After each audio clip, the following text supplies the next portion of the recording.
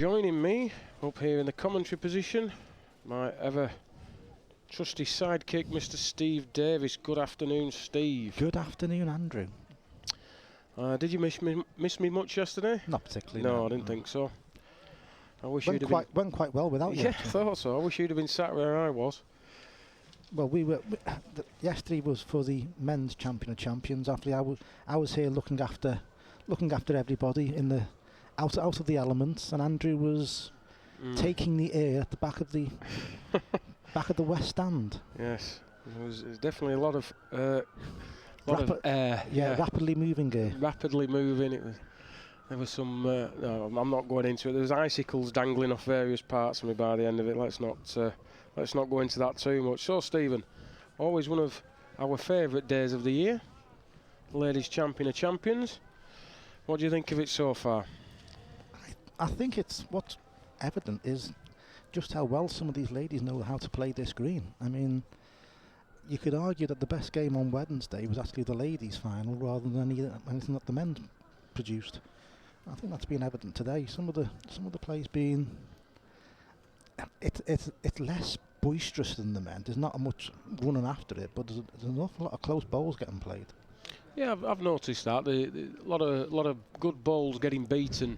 Probably not bowls that that a lot of the men would send. And maybe that's a more pure way of playing the game. I don't know, but no, it's been good bowls so far. You can see that it's a little bit windy out there in places. There's a bit of a swirling wind going round the stadium, and it is a little bit treacherous.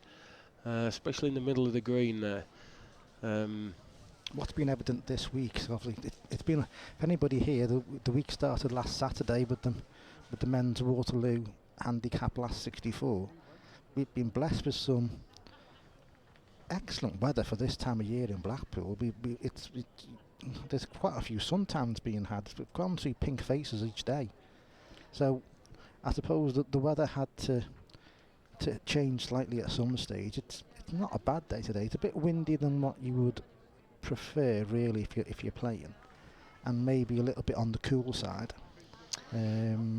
especially if you're stuck at the back of the West Stand. Yes. But otherwise, it's not bad. The green's been in fantastic condition all day. Been in good condition all week, and I was remarking during the commentary yesterday with Roy Armson. There's been that much activity on the green this week. It's changed an awful lot since last Saturday. It's got a lot quicker today, I think. Just from watching this morning, it didn't seem as heavy as it normally is in the morning.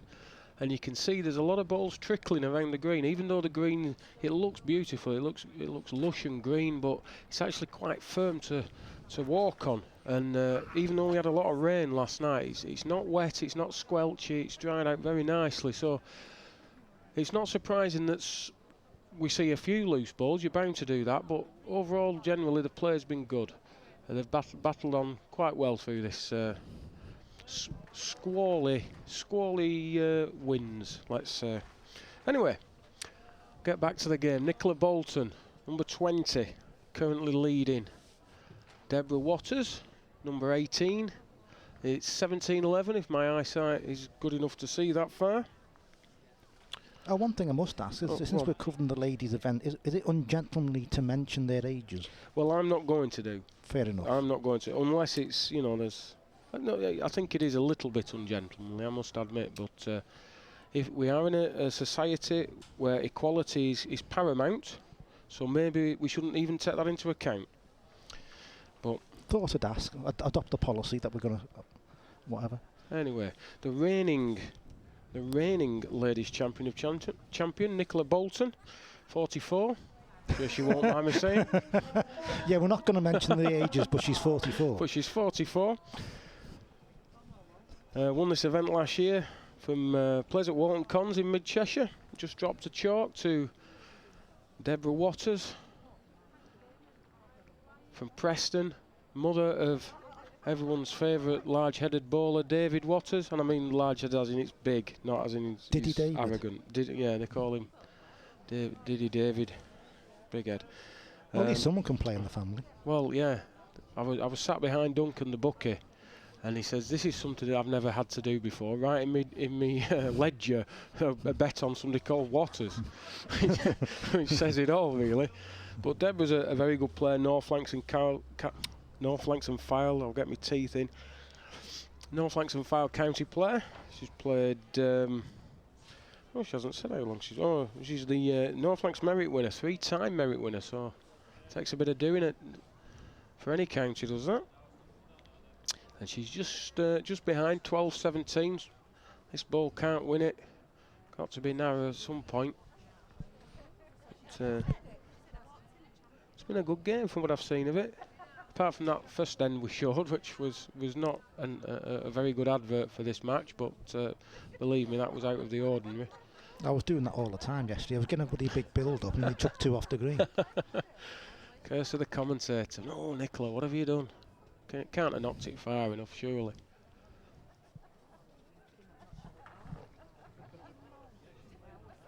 Oh, we've got a monitor now. I can actually see what's going on. Well, yeah, on the ball as always, Andrew. Nobody pointed that out to me before. It's got commentary. It actually got written on it, monitor for commentary. I must apologise to all the viewers at home. I'm getting a bit blasé after being away from Globe Gig for a day. I totally forgot that we had a monitor to to look at when we can't see at the other end of the green. Anyway, so Nicola Bolton, 18-12, very good player. I've known Nicola some time. Remember playing against her over in the Portugal event many years ago now. Well, it feels like many years ago. It's probably 7 or 8, no doubt. She's a very good player. Took a bit of time out from the game to have a family, and she's obviously back with a vengeance, winning this event for the 3rd time in 2015. Originally won this competition under her maiden name of Dolby. Yes. Was she any relation to the Dolby sound reduction, noise reduction system on hi-fis in the 80s? No. No. Okay. Fair enough. Good lead. 18 inches past the jack. Oh, Debbie. Can you sit that ball? No, just going to go through the gap and go out. Good effort, though.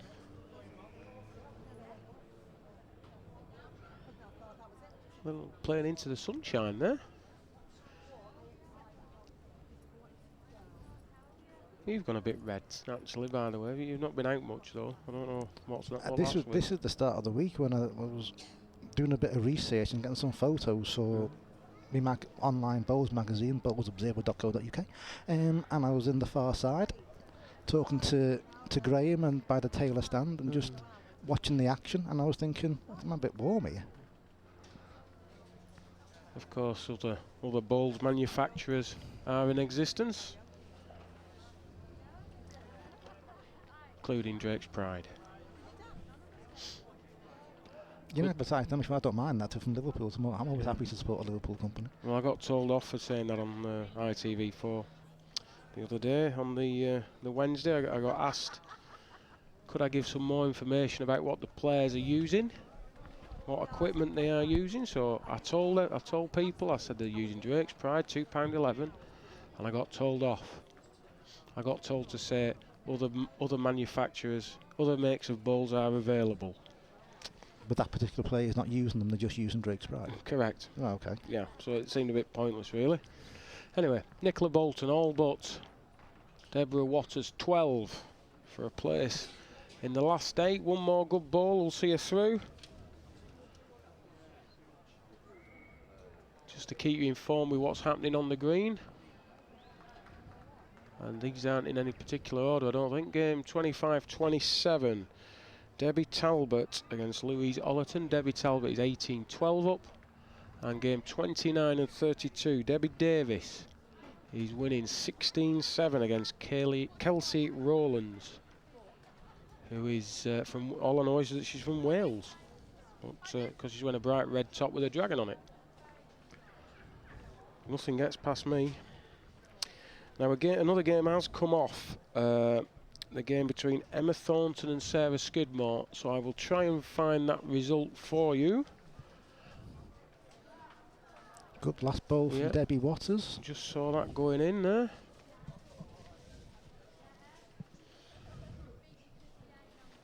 You know, you just can't get the staff these days, can you? Careful. Oh, no. Me and Sue have an understanding. I'm allowed to make fun of her. It's you that's not allowed to do that. Emma Thornton apparently won that game 21-5. A lot of people has tipped Emma. Very good play from what I've seen today. Looks like a decent player. She'll have it all to do next against what's looking like Nicola Bolton. Won her first game 21-4. Very comfortable. I didn't even know she'd been on the green. All of a sudden she wasn't there. That happened yesterday. I thought there's plenty of time. I'll go and just go to the shop, come back and see Callum's game. Okay. And it's kind of like, and I came back and went, what's going on here? Anyway, back to this game. Debbie Waters led out finger peg towards us in the commentary area above the shop. But lead ball about, yard short. Nicola's trying to just drop one round it, and it's, good ball from Nicola. Gone in. I thought they made this part of the green look quite hard yesterday. I don't know if it was. I think it gets a lot of use, this area of the green that they're playing to. You get a lot of people walking up and down the edges and cutting across the corner when the big event's on the Tuesday and Wednesday. And I think it just gets trampled down a bit. Compacted. Yeah. This Bucky's edge. It looks very, very trampled right on the very edge of it, the first metre or so. Well, big effort. Good second bowler, Debbie. Stop. Yeah, Debbie had a good second bowler. What was interesting for me is how much it pegged. She must have a keen set of bowls, because that bowl pegged like a boomerang. Well, stays in the game. We've had a game off. Number 25, Debbie Talbot, won that game. They haven't took the scores off yet. 21-12. Debbie Talbot 21, Louise Ollerton 12. So Debbie Talbot is waiting the winner of Debbie Davis and Kelsey Rowlands.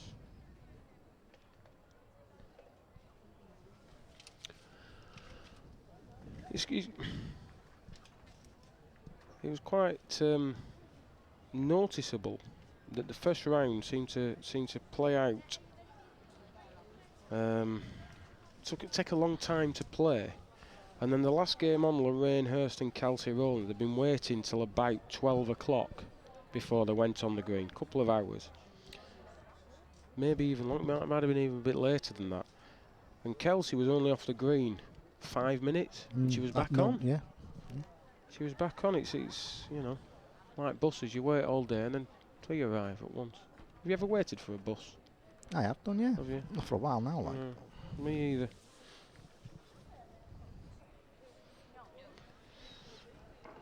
I remember the days when buses would be 5p, 13p fare or something like that. Got on the bus last time, it was £2.10.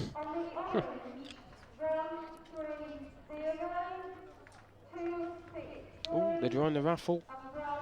Oh, check your tickets. It's not looking good. No, I don't know if I have any of them.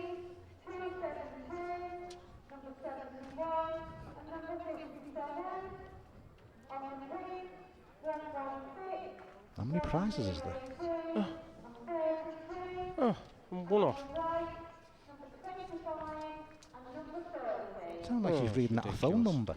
Absolutely ridiculous. Anyway. Another single to Debbie. A good second ball. Back towards the shop. Well, the shop corner, entrance corner to the venue.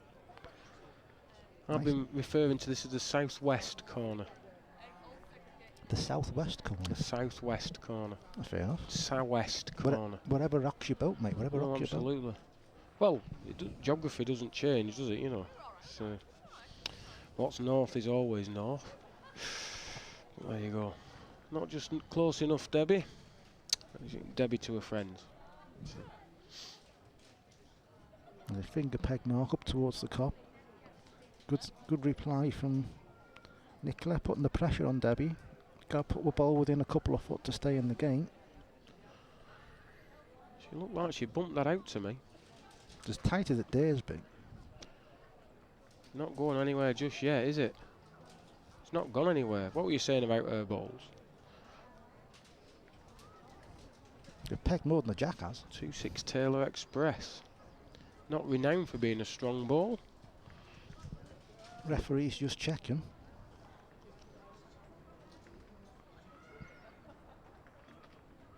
I can't imagine she'll concede. I think, yeah.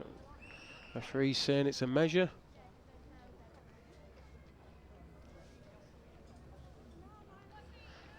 Nicola's wanting a bit of confirmation and. Oh. May as well just get down, put the send one, to be honest. Just play one, just touch your own or whatever.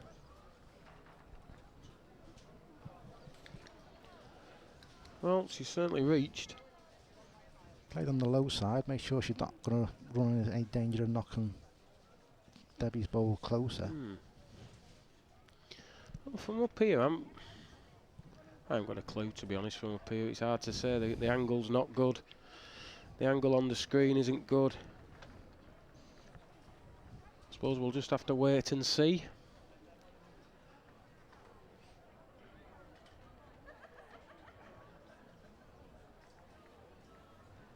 Eventually, there we go. That's a better view. Eventually, the measurers will make it to where they should be. I'll have 50p on the left-hand ball. You're having 50p on the red eye. Nicola Bolton's. Yeah, Nicola Bolton's. Just 50p. Who with? You're not having 50p with me. Oh, okay. I forgot you only bet in tenors, don't you? Not tanners. Tenors. While we're waiting for this measure, the other game that's on the green is 18-11 to Debbie Davis. Now then, let's have a look. Measuring that ball first. I'm predicting a slack band. There you go, slack band. My eyes haven't gone just yet. One to Nicola Bolton. Eases past Debbie Waters, 21-15. Take a place in the last 8 where she's going to play Emma Thornton from Cumbria. That's a tricky tie for her because Emma's played very well today. Now if we can, we'll try and bring you the end of the other game that is on the green. I'll just give our team, just bear with them while they swap the scores over. That's the word I was looking for. According to the referee, Debbie's going for 2 here because he likes her bowl. Oh, right. Interesting. I'm not sure anybody else does. No, I think, isn't that middle bowling the one? Well, the ref's been quite fair. He even walked over and waved behind Debbie's back bowl. Oh, right, okay. Oh, that was a poor ball then from Debbie. Should have got 2, but she did turn over. Not always easy to turn over on here, as we know. We've got measuring that ball. Is that a slack band? That's a slack band to me. That ball's in, and they want to measure 1 against the 2. That doesn't look like it's much of a chance, but no, 2. Well, there you go. Referee can't believe he's just given some back. He said to the measurer, I couldn't believe that. The referee's stunned, almost as stunned as Debbie is because she listened to it. Yeah, well, I think he needs to get to Specsavers sharp. So that makes it Kelsey Rowlands, 13-18. Debbie's a very, very good player. Kelsey's turned her back on this one, and well, I can understand why. Wasn't the best lead she could have hoped for. Young Kelsey plays at the Exclusion Bowling Club in Wales, but she studies at the University of Salford. Fairly local for her. Playing with Thomas Taylor Elite, sparkly balls, those what they call Starburst. Yeah. Starburst balls or something. £2 6 ounce, and this is the first time she's played in this event. She's won the Junior Ladies Merit, the Welsh Junior Ladies Merit last year, and then won the Ladies Merit this year. So continuously improving, which is always good. But she's dropped a fairly cheap pair here to Debbie Davis. Plays at Pudsey Bowling Club, represents Yorkshire. Good player, I've known her a few years now. Had a bit of time out with a bad back complaint, needed a couple of operations, but now she's back fully fit, sending them as well as ever. And she's had a good year. She's on a bit of form. She won the ladies Talbot last Saturday. Whilst we were all here watching the men's 64, the Waterloo, she was at the Martin Institute winning the Talbot Trophy final for the ladies. Well done, Debbie. Not a bad lead into that corner. It just trails away at the finish there, though, doesn't it? Anything past the jack there just kicks on a couple of foot more, doesn't it? Used to be anything within a yard of the jack up there was really good, and now, oh no. Yesterday they were wrapping them in that corner. Well, today's a different day. A little bit breezier than yesterday. Warmer, but breezier. Good ball, Debbie. Took that yard out. Absolute smoker. She took no time in sending this, did Kelsey? The bowler barely stopped. Yeah, she's not a lot of thinking went on there.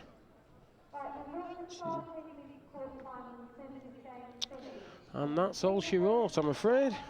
So I'm sorry that was such a brief highlights package, but there you go. Debbie Davis, 21, Kelsey Rowlands, 13. So we'll just take a very quick break if we can, and then we'll come back and hopefully start with the first quarter final. Katrina Earl versus Debbie Farmer, which promises to be a cracking game. So please join us after the break. And welcome back.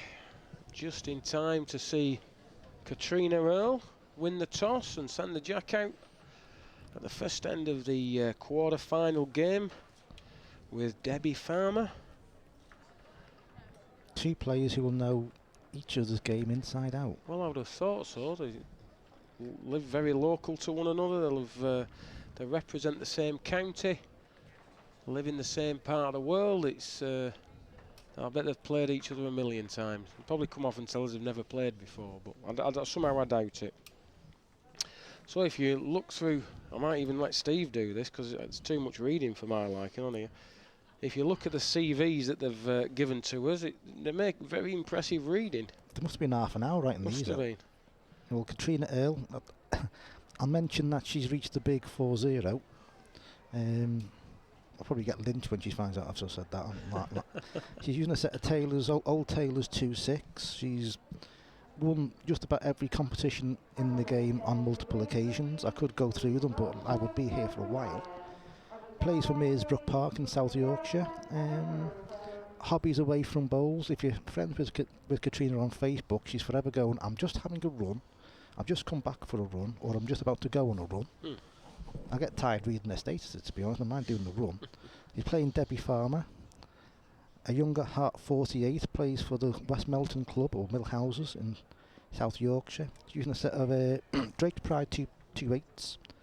Also has a very, very impressive bowl CV, various competitions around the country. I think it's always particularly impressive when not only somebody wins competitions in their area on greens that they knows, but they actually win competitions in completely different parts of the country on greens that are different, especially to the greens in South Yorkshire. Well, most Yorkshire greens always have a bit to them.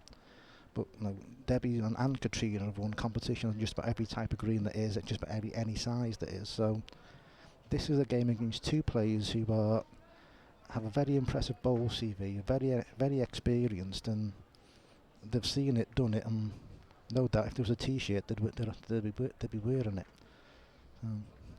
This could be a little cracker. Well, let's hope so. It's certainly got all the makings of it. I hope Steve just whetted your appetite there. The only thing he didn't mention was that Debbie has never won this event, but she did lose in the final in 2004. 12 long. I can't speak today, Steve. 12 long years ago against Sandra Sharp, who was representing the Burton district. If I'm not very much mistaken, I was here for that. For that game. I wasn't. And then I got to the final in a shall we say, under a particular handicap that men bowlers do not have. That she was, as I say, with child. With child, yes. And that would, of course, with her son Dylan. I think that's his name, Dylan.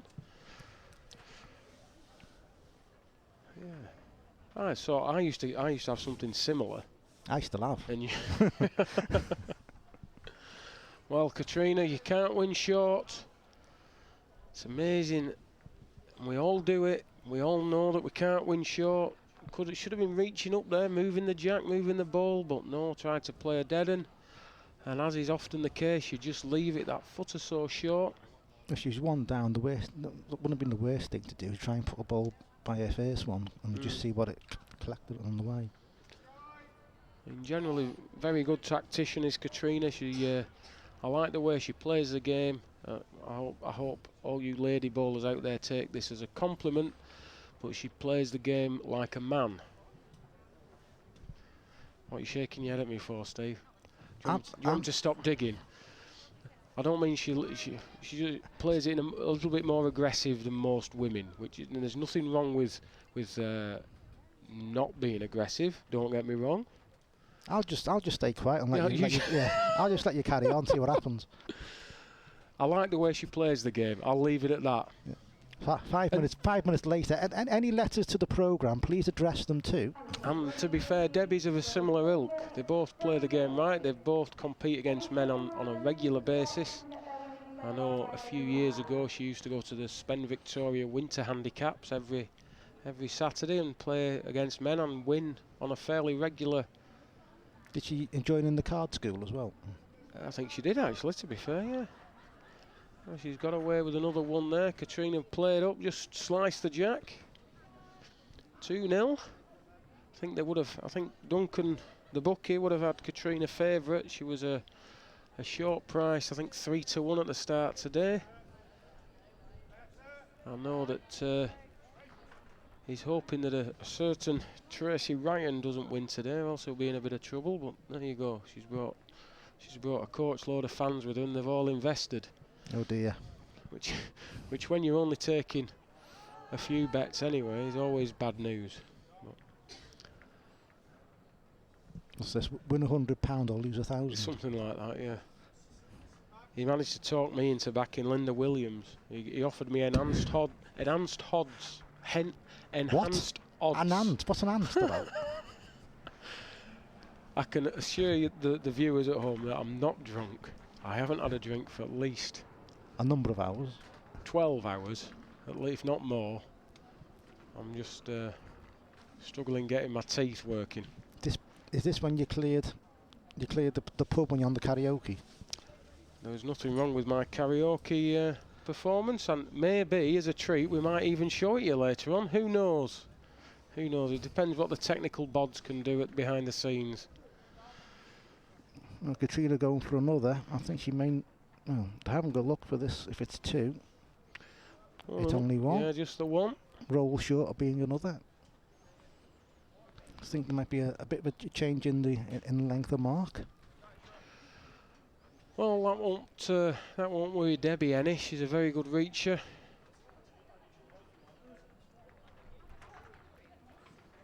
Both very good. I can't overemphasise. This is like Ellis playing Wilson or Cowp or any one of the other top players in the men's game. This is the ladies' equivalent.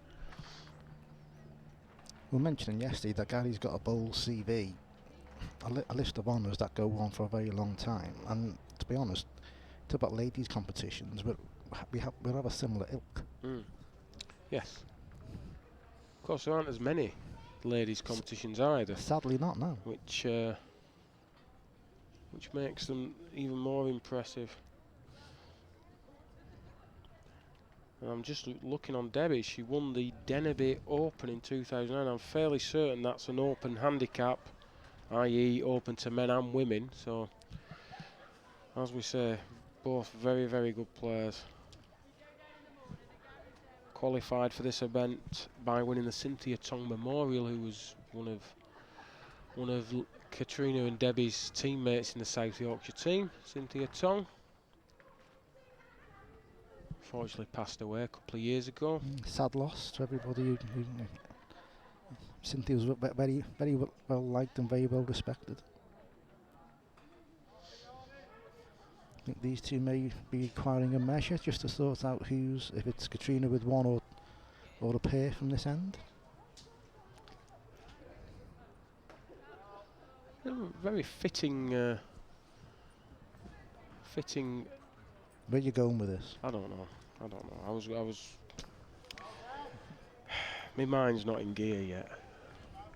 I'm a bit rusty. It's like I say, I'm rusty. I'm either rusty or I'm overworked. One of the two. Can't just think.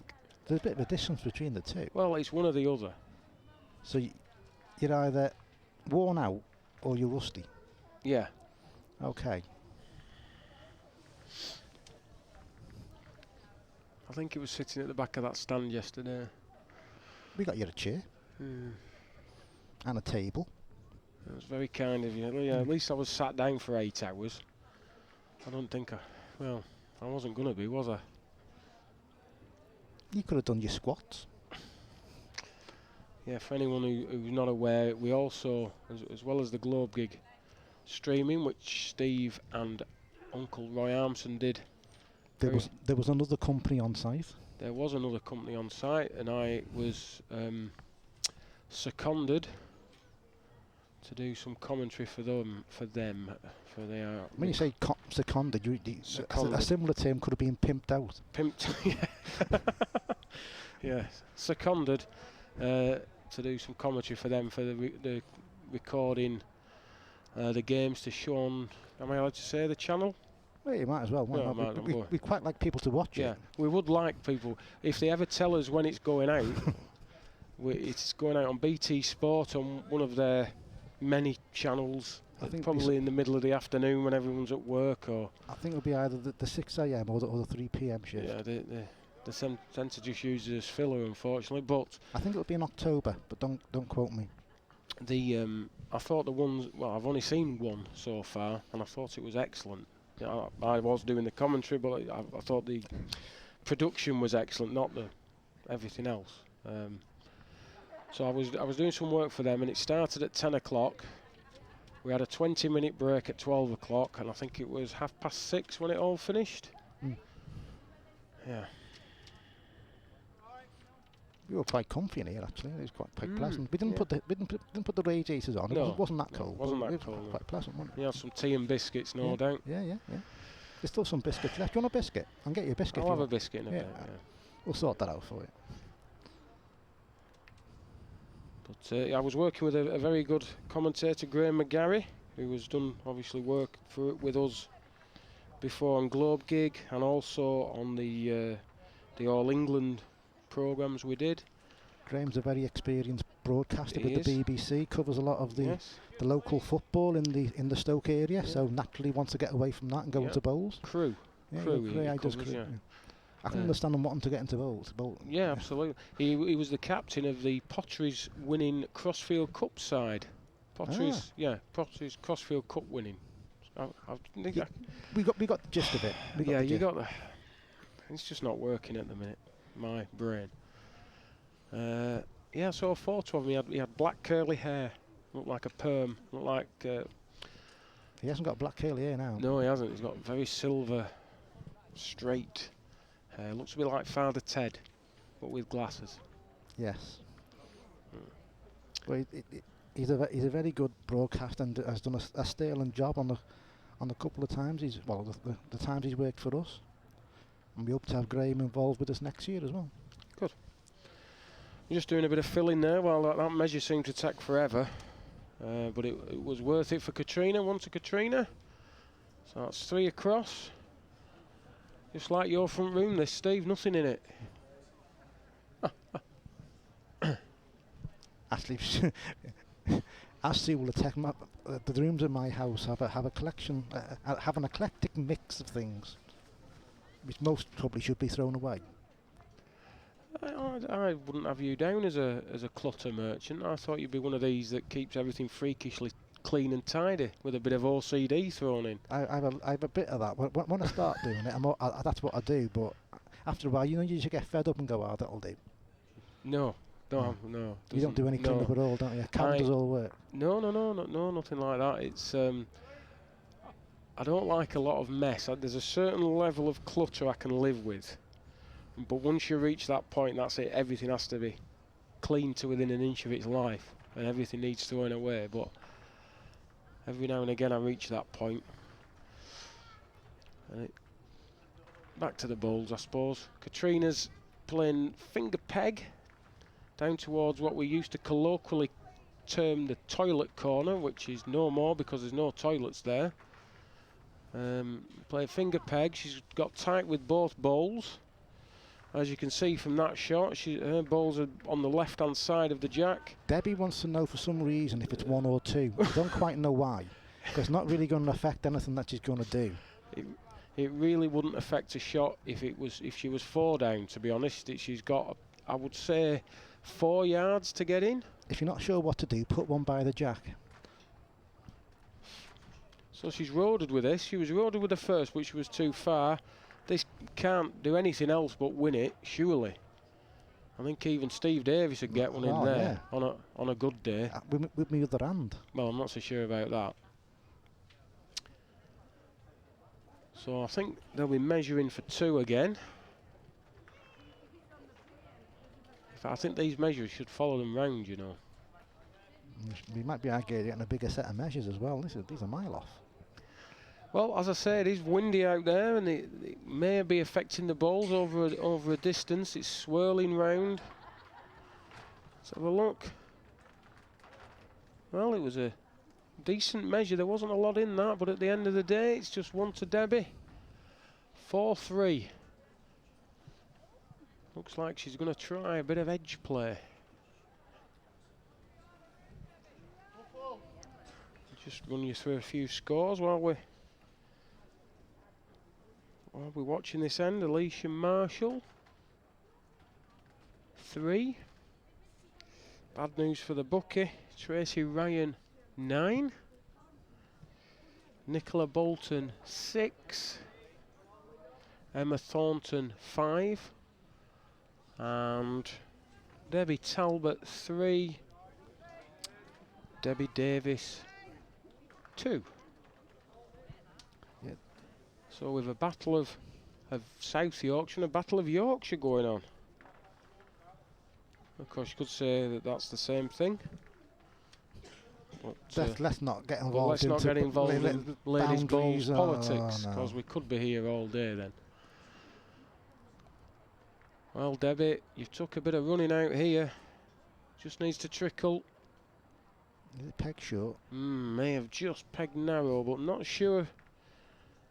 Hard to say off that angle. Debbie's having a good look at it. Stood on the side.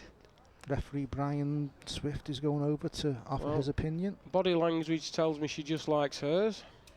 Again, it's not really going to affect anything. No, it doesn't change the ball, does it? It's not like she'll strike at that. She just knows she's got to beat her own ball to win the end, really. Looks a good road to me. What's the pace like?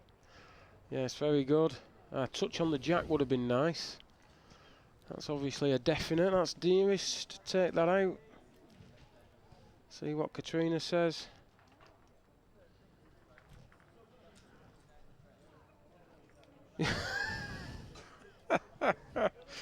Oh dear, 3 ends running. Has anyone got a stool? Should I put kettle on? Oh dear. No, I shouldn't laugh. It happens to everybody. You have spells in games where you. Well, if you're not sure, get them measured. That's what we provide them for. They just seem to take forever, though, don't they?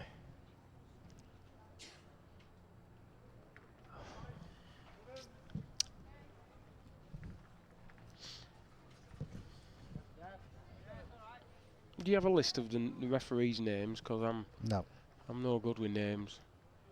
Recognise faces, I know all of them, but I can't tell you their names. I remember Keith Andrews, I remember his name. Yeah. And Barry Booth, yeah, just the one. 4 across. How many ends is that, Sue? 8 ends, is it? 7 ends? 7 ends.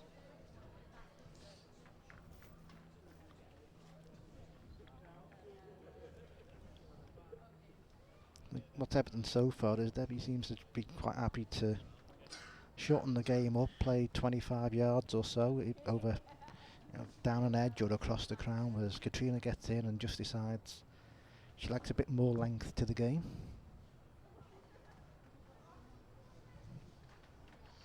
Yeah, I think you've summed that up fairly well there, Steve.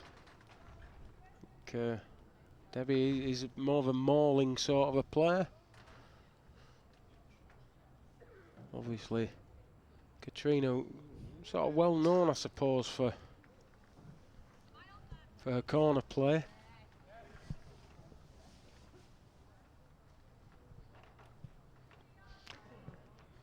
Certainly found a good one there with the first ball, hoping to replicate that with a second. In fact, I think she's going to improve on it. Needs to drop anchor now, but it should get another. Not so bad. Very tricky corner at the minute, that. You don't win the competitions Katrina has won and be as high regarded in the game as she is without the ability to play just about any type of mark going. Oh, if this is Rhoda, it's a big chance. Goes in for me, Steve. Good ball. I don't think they require measures. No.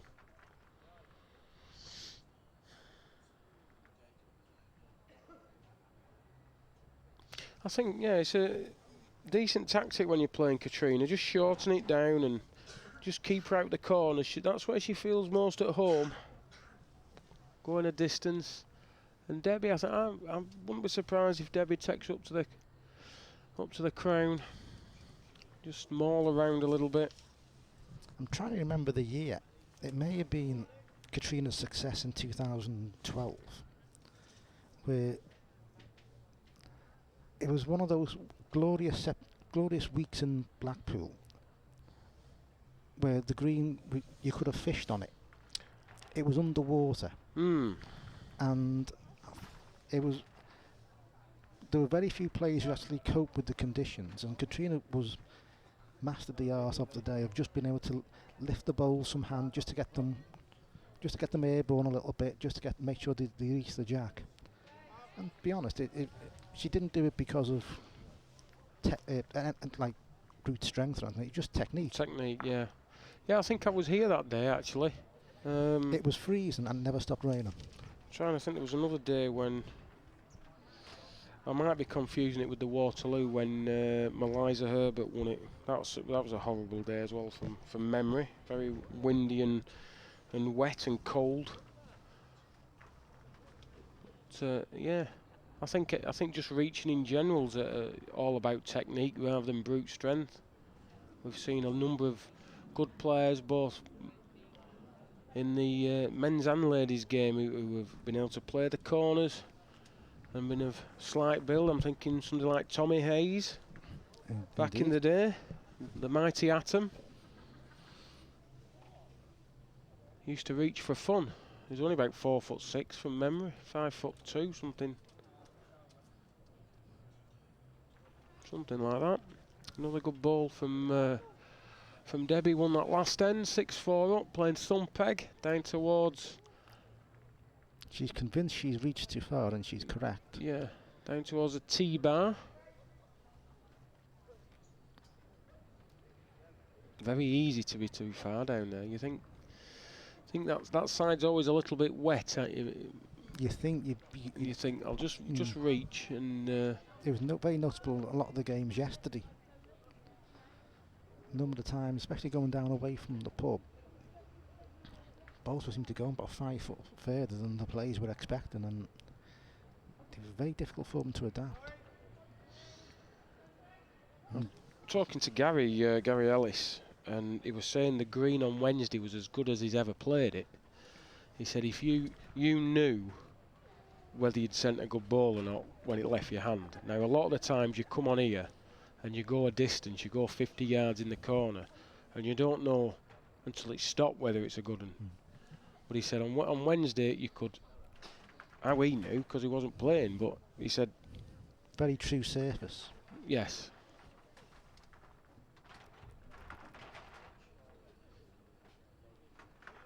It is as good as I've seen it. There's only really one blemish on the green, which is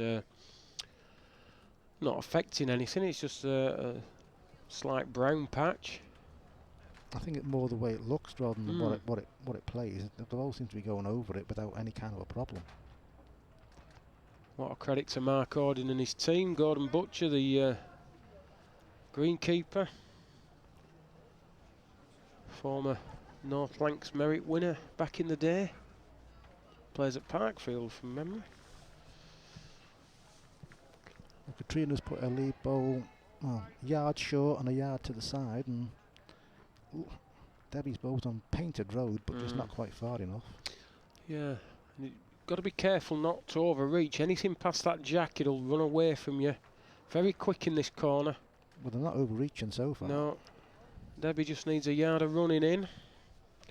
She could probably get away with 2 feet to running, but a yard in.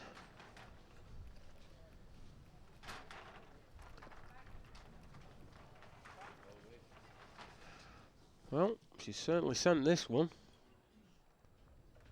Needs to miss that ball of Katrina's. If she misses that, she's a chance. Yeah, good ball. Can't fault that.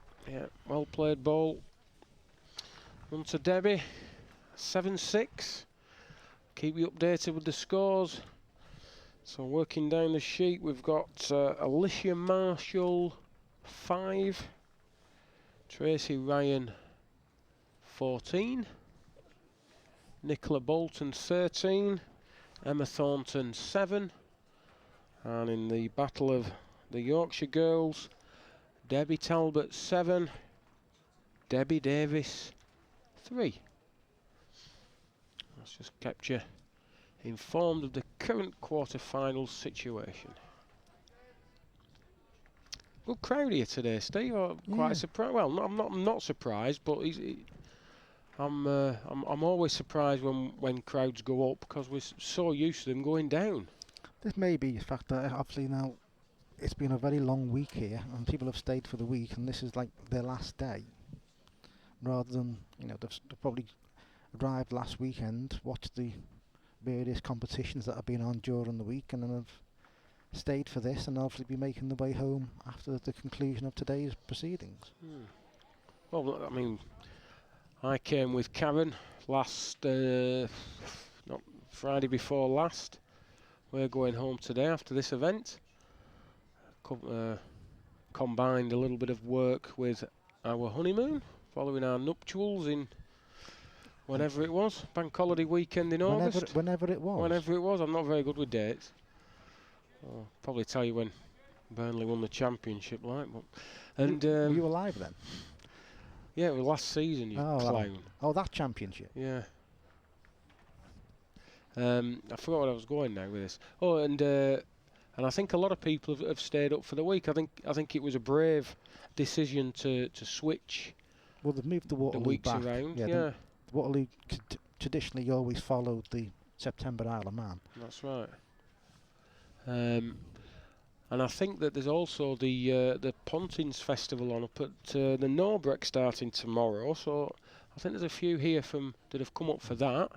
So all in all, I think this event has had a little bit more support. In fact, there's a good number in the crowd. Really, it reminds me of a last 64 day from a few years ago. Same sort of crowding. Not as boisterous or as drunk, but that's probably a good thing.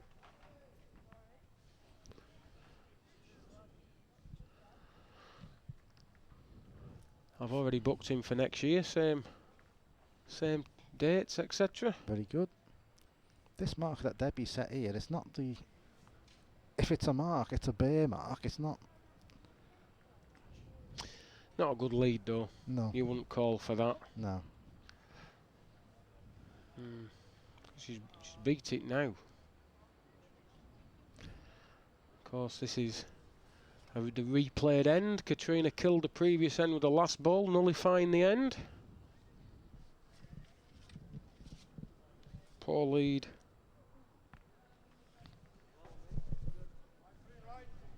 Poor lead from Debbie. Poor second ball as well.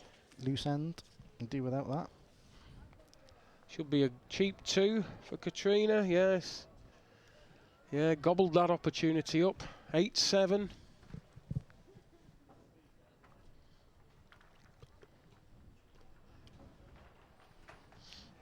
Change of mark again. Yep. Well, it's not a change of tactic, is it? She looks up, sees the furthest point, and off she goes. It's not a bad tactic. It worked for Brian Duncan, didn't it? Still just feeling each other out, so to speak. Testing each other, seeing who'll crack first. Not really settled really into... Well, it's settled into a pattern, but it's not really settled into the game. No, it's not the close game we were certainly hoping for. That meant close bowling game. It's obviously very close because the score is close, but I'm sure you all knew what I meant. Katrina's lead bowl left some room for Debbie to step in, and she has.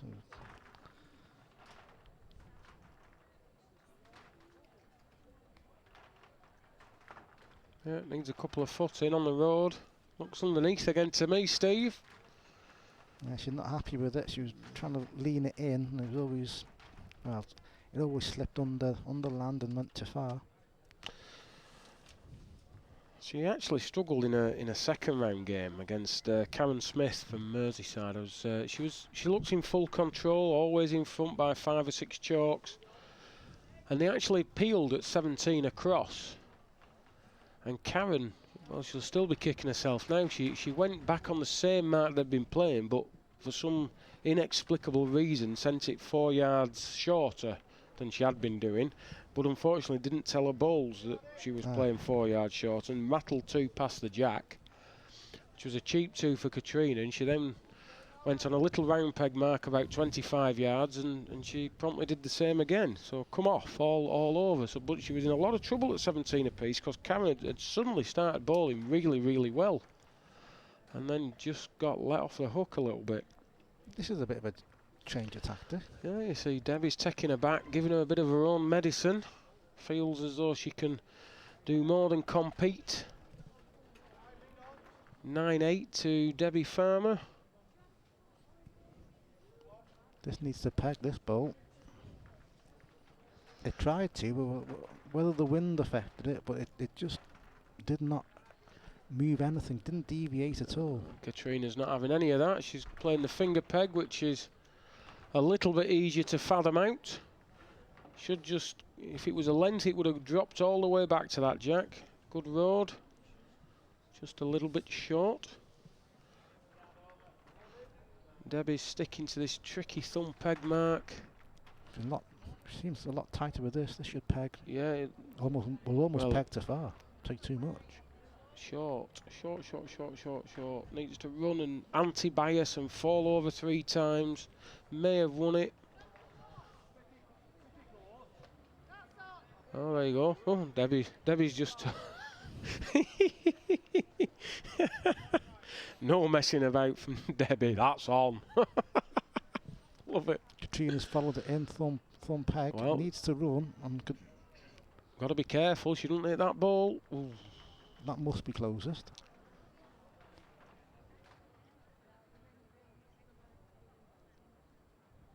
She took that one out, and now they'll be looking at that. I thought she said that one was on. Well, yes, I thought she did as well. Oh, 2. Yes, she has.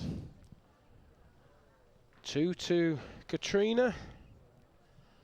Taking it to 10-9. Swapping a few chalks now. Halfway there, nearly. Somebody's nicked Katrina's corner.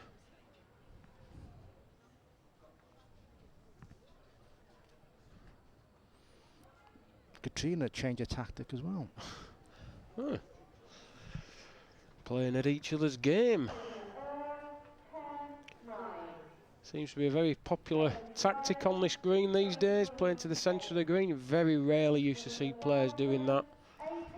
Saying to Roy, it's I've seen a lot of balls played, and it's been very quick in the middle of the green.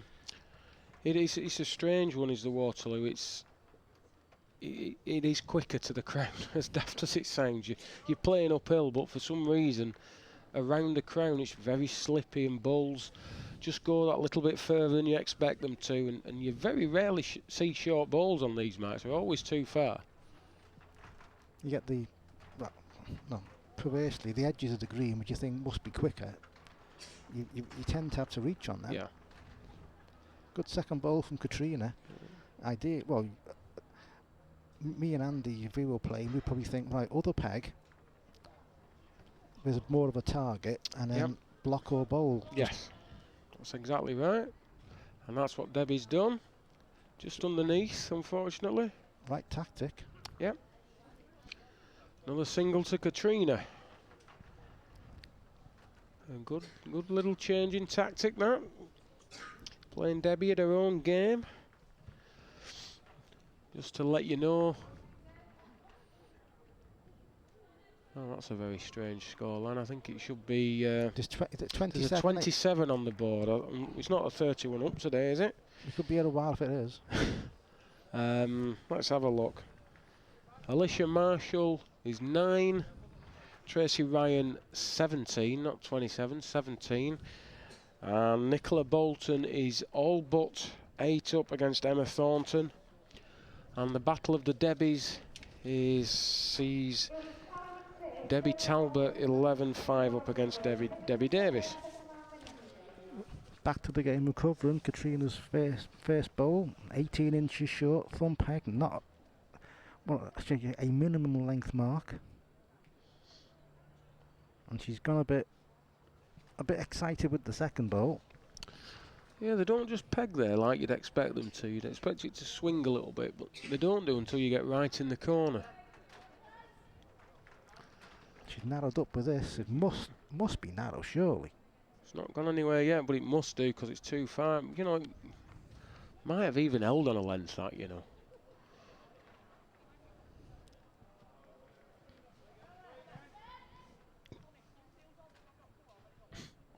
She's now asking the crowd who's in,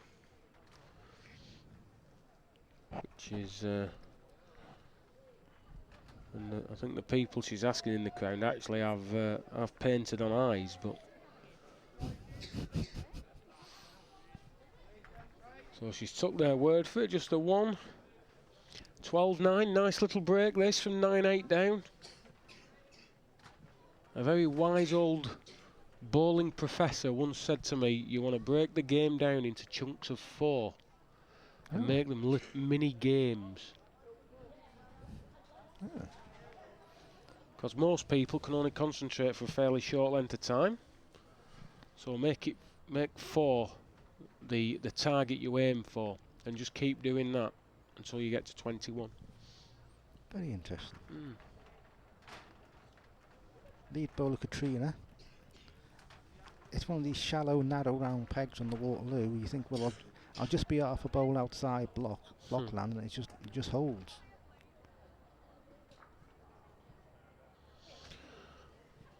Wanting to know who's in.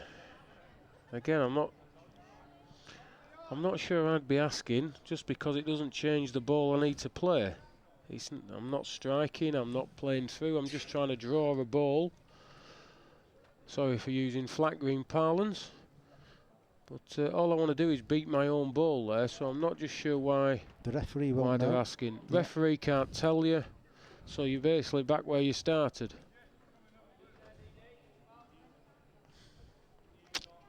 I say it's not going to affect the bowl Katrina must do is exactly the same as her face, with half a bowl narrow on the land. Anything that beats her own must win, because her own bowls look like it may actually fall over as well. Well, everyone seems happy-ish.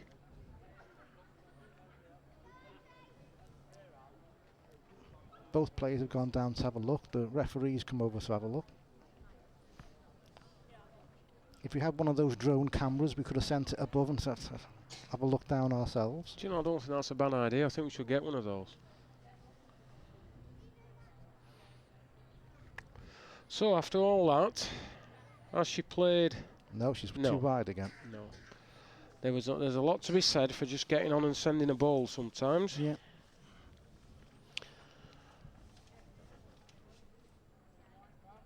Because if you look at it from the mat, all she had to do is, right, if I'm looking at it, I'm slightly too wide with me first.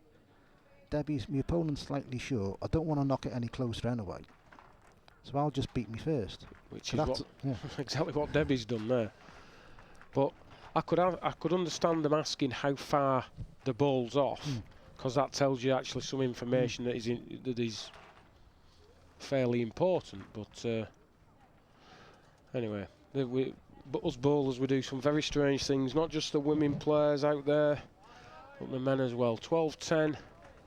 Katrina Earl. I actually played a lady a few months ago, and every time I asked the score, she put a finger in her ears and started going la la la la la la. And I said, what on earth are you doing? She said, I don't like hearing the score, it puts me off. Right, okay. So how do you know when you've won? Because she did it when it was all but. She went, oh, I don't want to know, I don't want to know. Well, it's all but. She's got to tell you it's all but. Anyway, that's enough of that.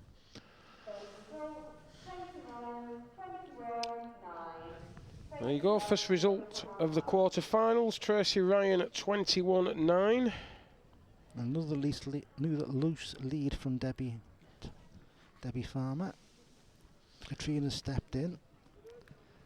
Debbie's almost played at it with her second bowl. Not quite sure what she's done that for. Well, Debbie. We gave this game the big build-up. I know. Curse of the commentator, you know. Yeah. I like it. Signalling halfway across the green. Two down, 14-10. Katrina Earl. She'll be very, very disappointed with those two. Just to let you know that Nicola Bolton has won her game, 21-11 with Emma Thornton. So this final four is building up to be very, very strong. Very strong indeed. Little finger peg mark from Katrina. So you must be only going like 23 yards. Ball finishes a foot. Just strolled a foot past the jack.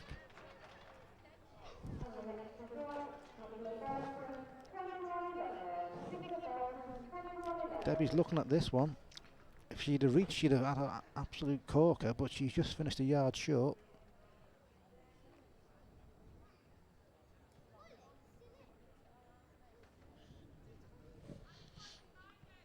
Katrina was playing there at a weight that actually may have done a bit of damage if she'd have hit hit Debbie's bowl, but it's just sailed past.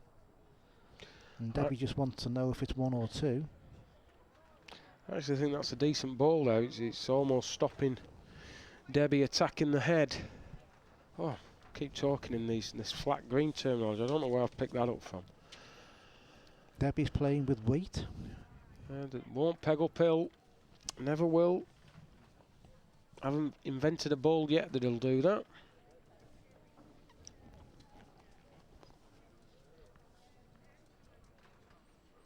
One more to Katrina.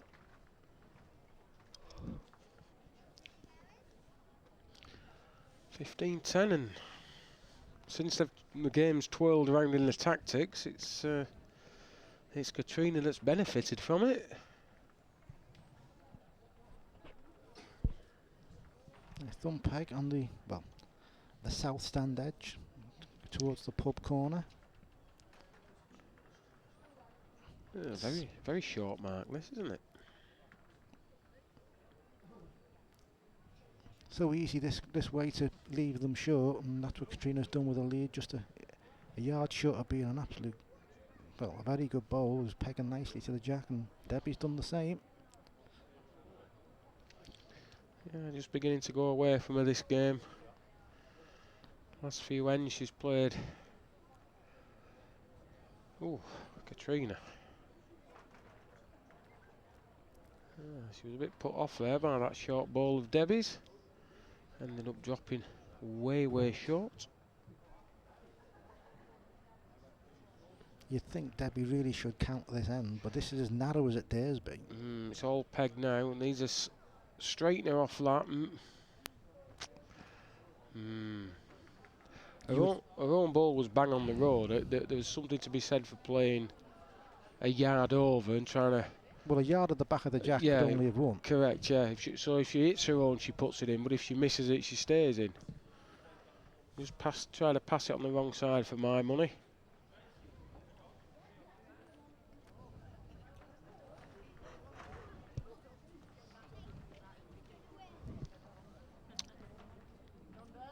Just to let you know that the other game on the green is now 16-5 to Debbie Talbot.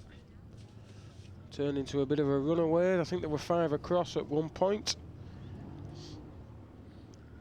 Bit of a better lead from Katrina this time, 18 inch away. It's nice not to have that roadworks noise. Yeah. A bit off-putting the other day. Nice to see them doing a bit of work on it, by the way. For those that don't know or haven't been to the Waterloo this year, there are some major sewerage work, sewerage pipe work being done on. Is that what road is it? Is it St Anne's Road? That? No, is that the Waterloo Lytham Road? Central Drive or Waterloo? No. This is Waterloo Road. The Central Drive, then. That's not Central Drive. Whatever road it is. I think it's St Anne's Road. All right. I think so. But anyway, whatever road it is that runs at the back of the east stand is currently dug up, and that means that there are temporary traffic lights on each junction, and it's about a 20-minute wait if you get at the back of one of these queues. It's caused a little bit of chaos, I think it's safe to say, over the last 7 days or so. Well, the roadworks are going to, very soon, the roadworks are going to move on. They're just going to carry on up the road. They may disappear towards Fleetwood and the way things are going. They would actually block the entrance to the car park to the back of the north stand. So they were quite anxious for that not to be done. Certainly this week, when the car park has been needed for various, well, obviously parking cars in it, but also production areas for the various TV companies that are beaming these pictures around the world. Decent lead from Katrina this time.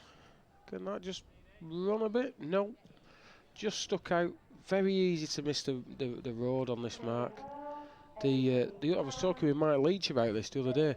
The straight peg up and down this edge, it's virtually unplayable these days. It used to be a knife edge and now it's just unplayable. But the round peg is, if you put it on a road, it stays on a road. It doesn't meander anywhere. That was a good ball from Katrina. Giving Debbie a bit of a headache, and I think she'll be playing through. Well, close, good effort, done it. Has she been unlucky? Well. No, she's been unlucky, just perched on the edge. Another turn, it would have gone off.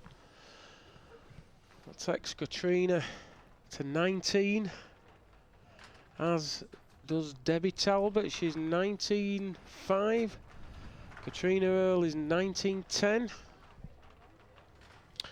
So both these games could be off at the next end.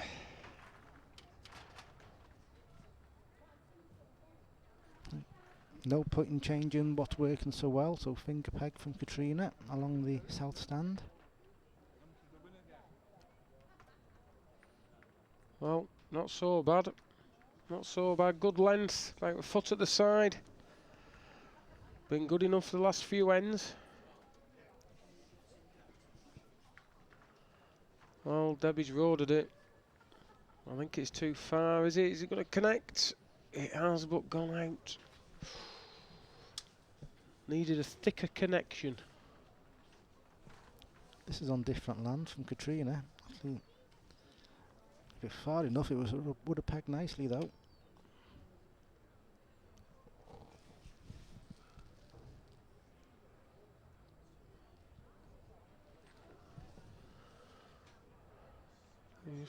Debbie's just having a little chat with the referee about something or other.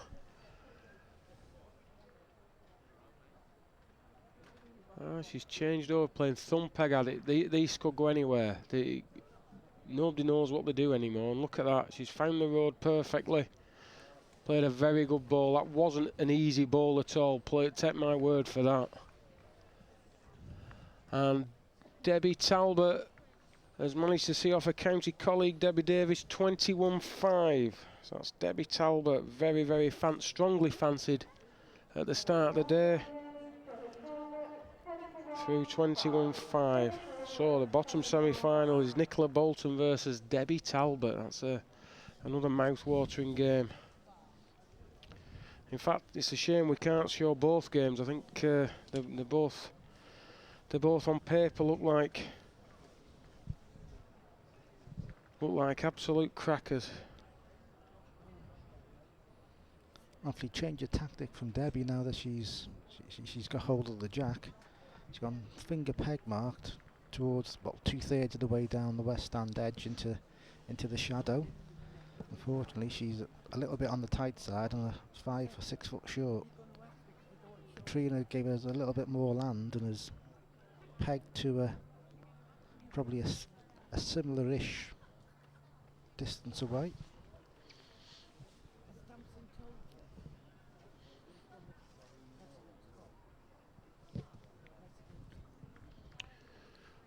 Surprised Debbie didn't take her in the corners, to be honest. This is not going to get any closer. No, it's not that one closer, but shouldn't be close enough. Katrina just needs to beat her on. She's changed the peg. Come at its thumb. Well, why not?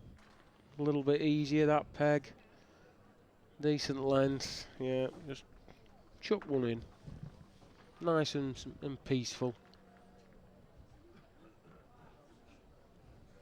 All but one more required to take her into the semi-final of the BCGLBA Champion of Champions event, sponsored by Country Garden Roses. First prize of £400 up for grabs today. And for Katrina, it could be her 4th time of winning, which is fairly impressive by anybody's standards. Katrina's gone a thumb peg mark up the west stand edge. Has put one, well, it's not a lead she'll be particularly impressed with. 6 foot or so short. Debbie's passed it and passes the jack and has showing no signs of stopping just yet. Probably has just stopped in. Katrina's second is on the way. Just passes her fit, well, knocks her first a little bit closer. Wouldn't like to say who's on now. Yeah, just take a yard out. Well, beat her own, really. You must think it must therefore win the end. She's took a fair bit out. As good as a toucher now. Economical. Oof. Good as a toucher.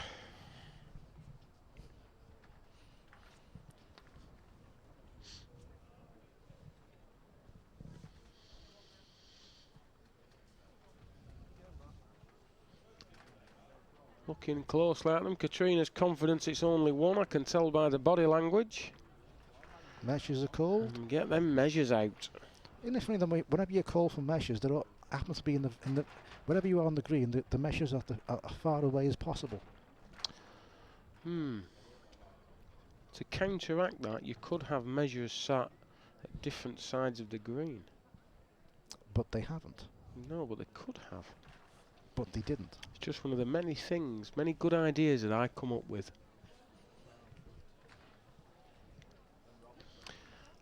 As the saying goes, it ain't rocket science. That'd be like, you know, as daft as having, I don't know, a bloke with red balls playing in a blue shirt or something. That would be, you know, a bit daft. What are you saying there, Andrew? Not saying anything. Just passing time while they were measuring that ball. Just a one, just a single. Makes it 12. gentleman operating the scoreboard remembers to add them on rather than take them off. Yeah, so that's 12-20. Needs 9 unanswered points. This is a bit of a strange tactic.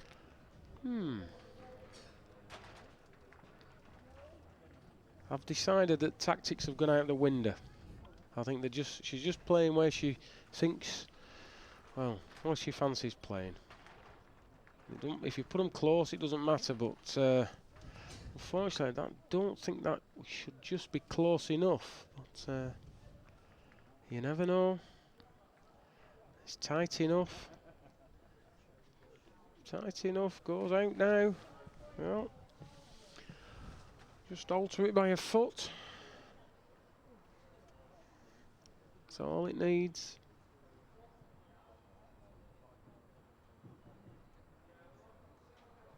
Oh, slap of the thigh, and again, she thinks she's too far, and she is. Same as her first, really. Beats one, you beat them both.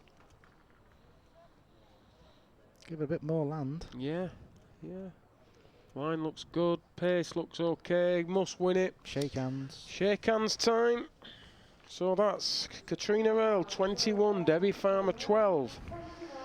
So the lineup for the semi-finals is Katrina Earl versus Tracy Ryan and Nicola Bolton versus Debbie Talbot. So we'll just go to a break before while they're having a break on the green, and we'll come back, and I think Mr. Davis might be doing one of his famous interviews with the ladies president. So please join us after this quick commercial break. And welcome back to the Waterloo Hotel for the British Crown Green Ladies Bowling Association Champion Champions, sponsored by Country Garden Roses.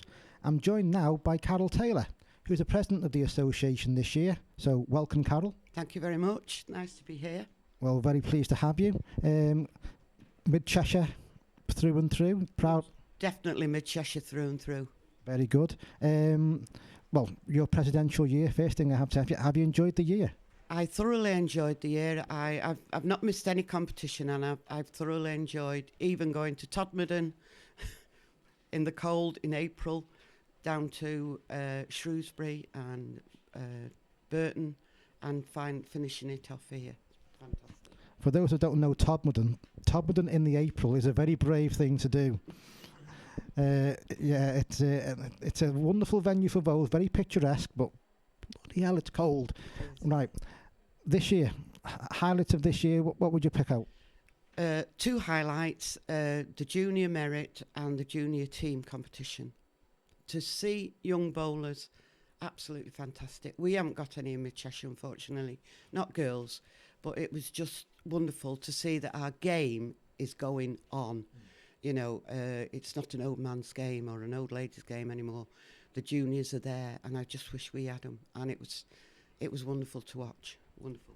It's always good when you see like the next generations getting interested in the game. Well, a little bit about yourself, which obviously you've been involved in the game for such a long time. What? And everybody involved with bowls has more than one job. What are yours? My job is Mid-Cheshire County Secretary, Mid-Cheshire County Home Captain. I captain a ladies team at Wharton Cons, which is Glyn Cookson's club. One of the most famous clubs in Cheshire. Exactly. A wonderful green, and we've got an absolutely fantastic team. And yeah, wonderful.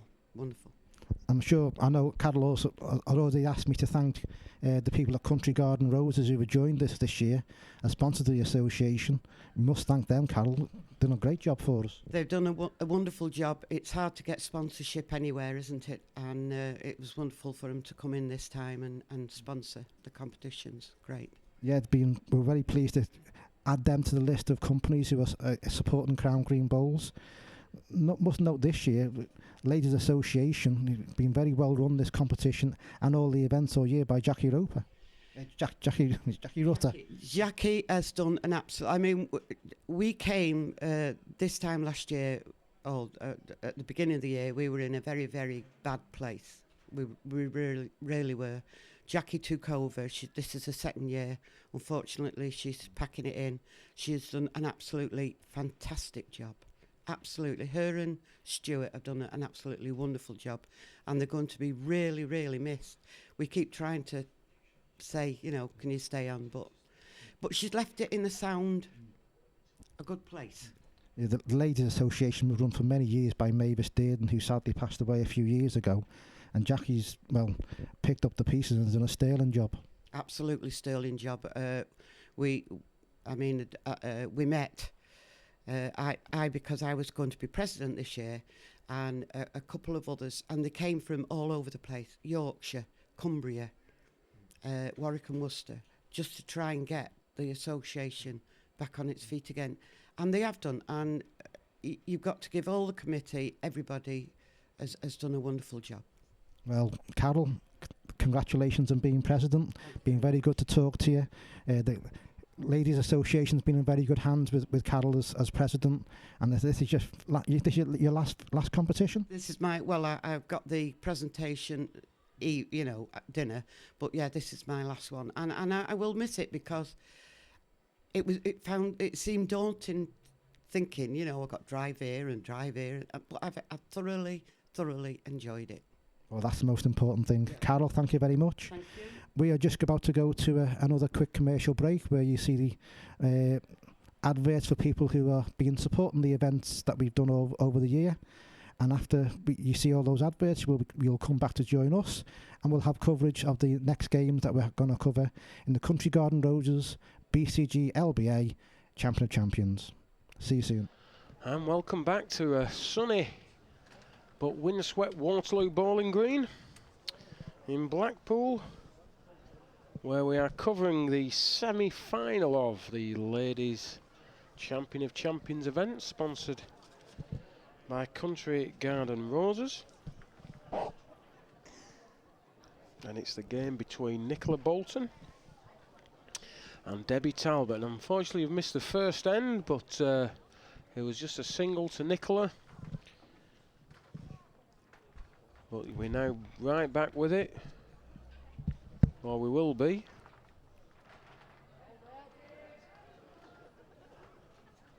There we go, there's Nicola.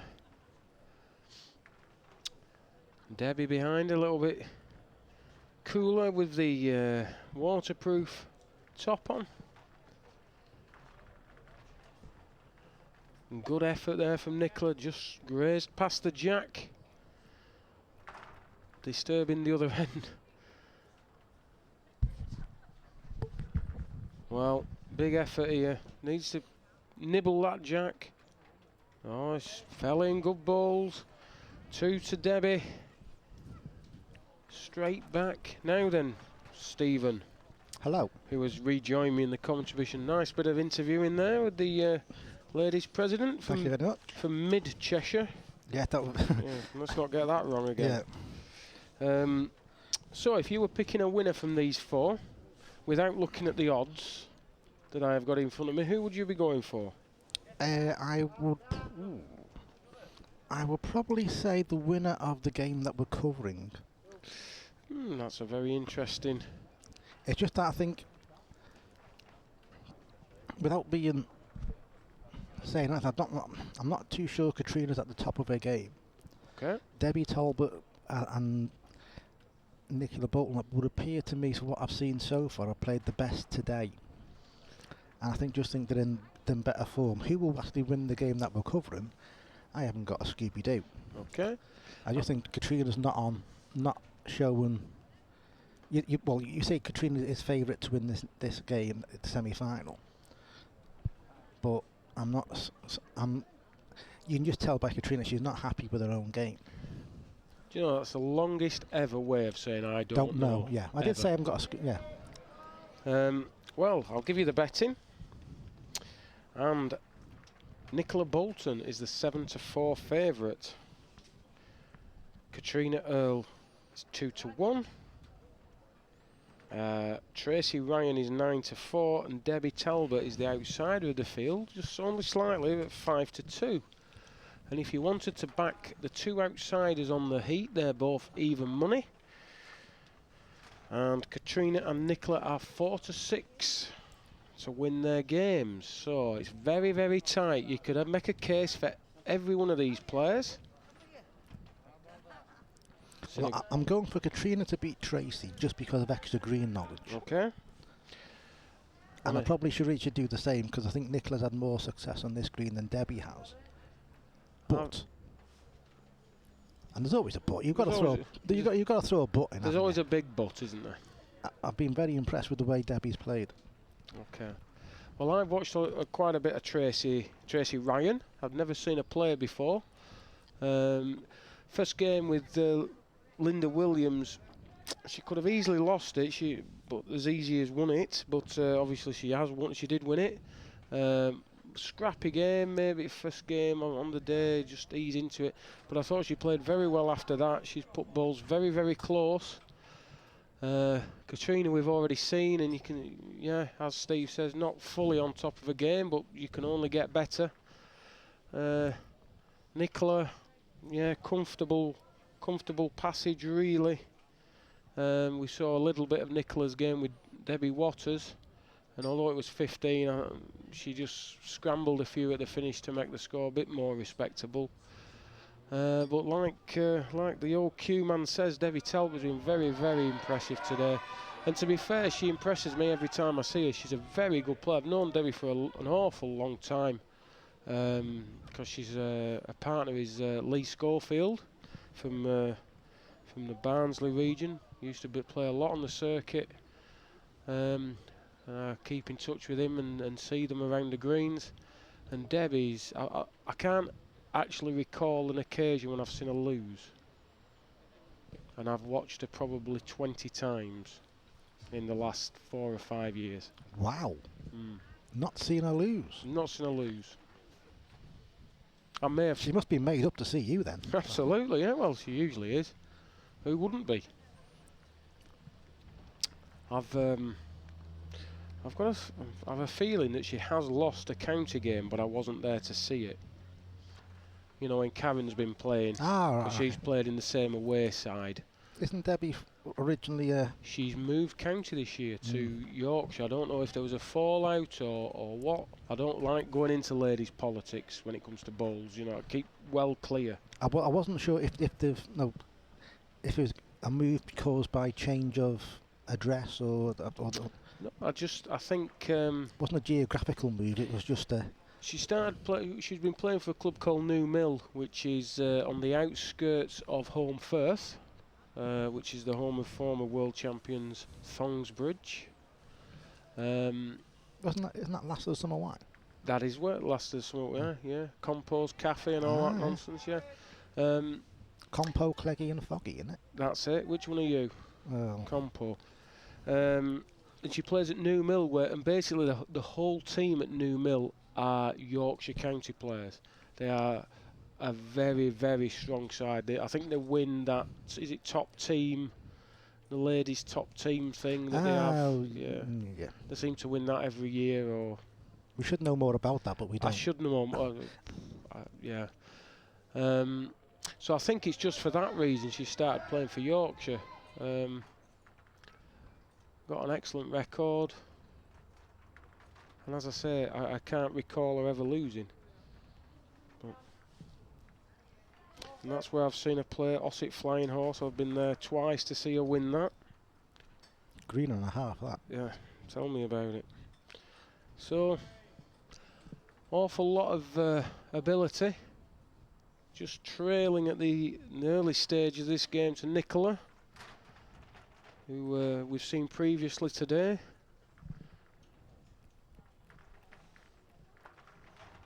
He's got down his occupation, Lady of Leisure. Isn't that nice, Lady of Leisure? You'd make a nice Lady of Leisure, Steve. Don't mind the lady, I'm not sure about the leisure, I'm not sure about the lady, yeah. That was a loose lead from Nicola, whose other hobbies apart from bowling are cycling. I thought it said curling initially. I got quite excited. That's something I've always wanted to try. And tap dancing. I've never really wanted to try tap dancing. I'm not really light on my feet in that regards, but I'm not. Yeah, it's an interesting occupation, but not one we want to no.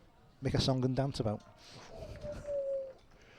I must apologise, ladies and gentlemen, for that joke. It came courtesy of Steve Davis, nothing to do with me.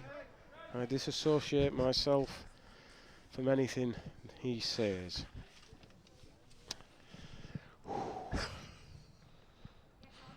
Good ball from Nicola there, put Debbie in the position where she's got to reach at this ball. She's played through. Change of peg, she's leaning. He's got it, he's done it, surely. Oh, she's had hard lines there. Probably wasn't just far enough to do the job. Just to hold the line. Yeah, if she'd have been a yard further, it would have obviously punched the jack through a little bit further, but just didn't have the pace to do it. But excellent effort. And that's 5-3 to Nicola. Playing with Taylor Express, £2 8 ounce. One of the best games of bowls I've ever seen on this green was Nicola Bolton against Lynn Pritchett in the semi-final of this. Probably last time Nicola won it. It was an That was absolutely last year. No, time before then. Oh right, okay. It was a while ago. She may not have been 2007. probably. When she was representing Wales. It was an absolute stunner of a game. Right. I'll take your word for it. I wasn't really involved in the ladies' game in 2007. Oh, what a great effort, Debbie. Good ball. Very, very nice.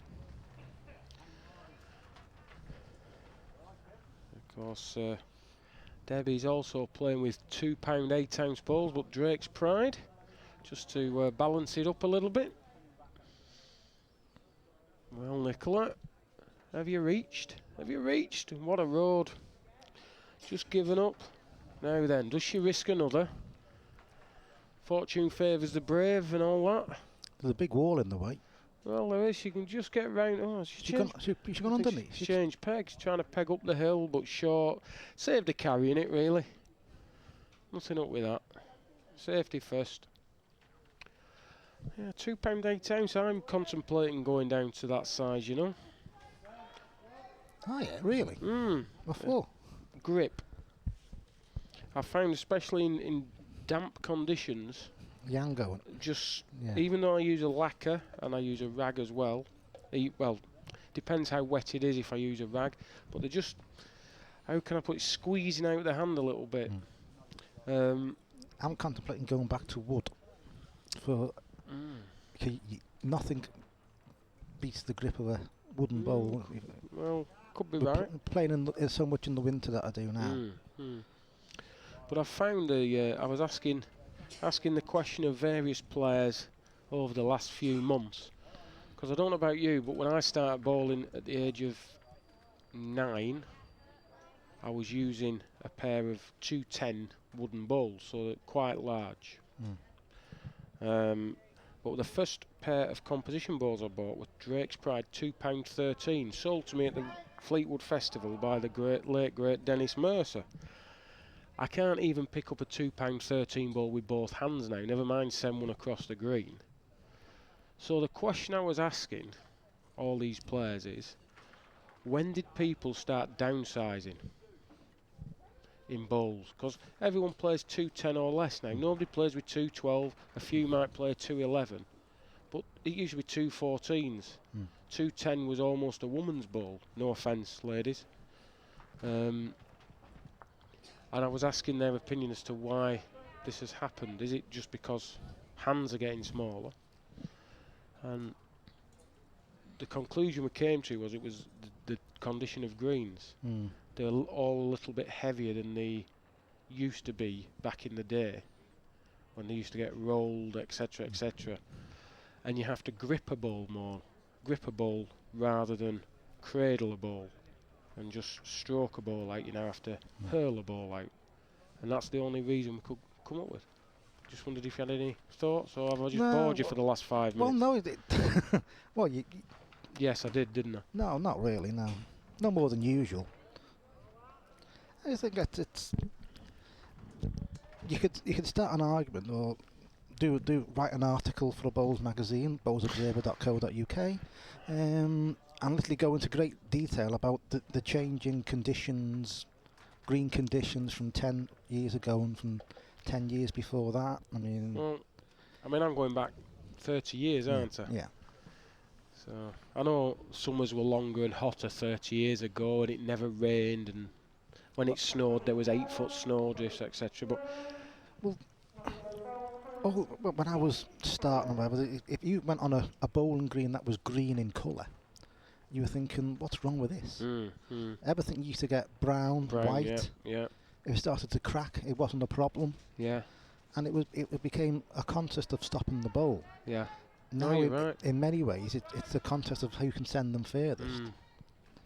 And I've been told by people who perhaps have studied this more than I have, that if grass is no longer green, then it's dying or it's dead. Right. Which I thought at the time I didn't quite agree with. Wasn't the exact words that I used, but the sentiment was that I didn't quite agree with what was getting said. Because I remember in the earlier years, most of the greens I went on were brown, at least brown, and they were always fine the year after. Cricket pitches. You look at a cricket wicket, Yeah. it takes time to recover, but it recovers. That's what the winter's for. Whether they overseed it or I don't know, but I'm not an expert in grass. But most greenkeepers I speak to don't want to see their green turn brown, whereas most bowlers would probably want that. Anyway, just an interesting side discussion I've been having over the last few months with various players. Well, the first thing you do is get them as firm as you possibly get them, and then you get them to go from green to brown. So you're playing on a surface that was brown and rock hard, and it was fantastic. Yeah, but nobody rolls greens anymore. No. You'd never see a roller near a green. In fact, it's the worst thing you can do for green, apparently. Well, I'm not sure about that, but if you're cutting with just about what everybody does now with a petrol mower, the weight of the petrol engine above the roller on a lawnmower is a better way of compacting the surface than what you would find in a normal roller. And obviously it's got a motor, so you haven't got to push the bloody thing. Okay, I appreciate your views. I'm just glad you've joined in, because I was feeling very lonely then. I know we're getting away from the game, but it was just something that I was thinking about when we were talking about 2-8 bowls. Bit of a side discussion. Well, my set of bowls I first played with was an old set of Taylors, which are probably now I've lost. They're probably something like 50-year-old or whatever. Then I went to a set of £2.8 Lignum Vita, and then when they became a little bit small for my hand, I went down to Jordan Street in Liverpool at the Greenmaster factory. Oh yes. Where somebody who know more about the game than I ever will took one look at my hand and said, "You could use a set of 212s." And I'm going, "All right, yeah, okay." So I had a set of £2.12 Greenmaster A's, A series, and I used them till I did something silly and got them coated because the bias was never right afterwards. Meanwhile, back to the game. Yeah, back to the game. What score is it? It's 7-6 to Nicola Bolton, but Debbie Talbot just picked up a nice double, and she's just going to test Nicola in the corners, going right in them here. Not a lot past the jack. Won't be so bad this when it finishes, by the way. What's that, a yard off? Settle for that. It's okay.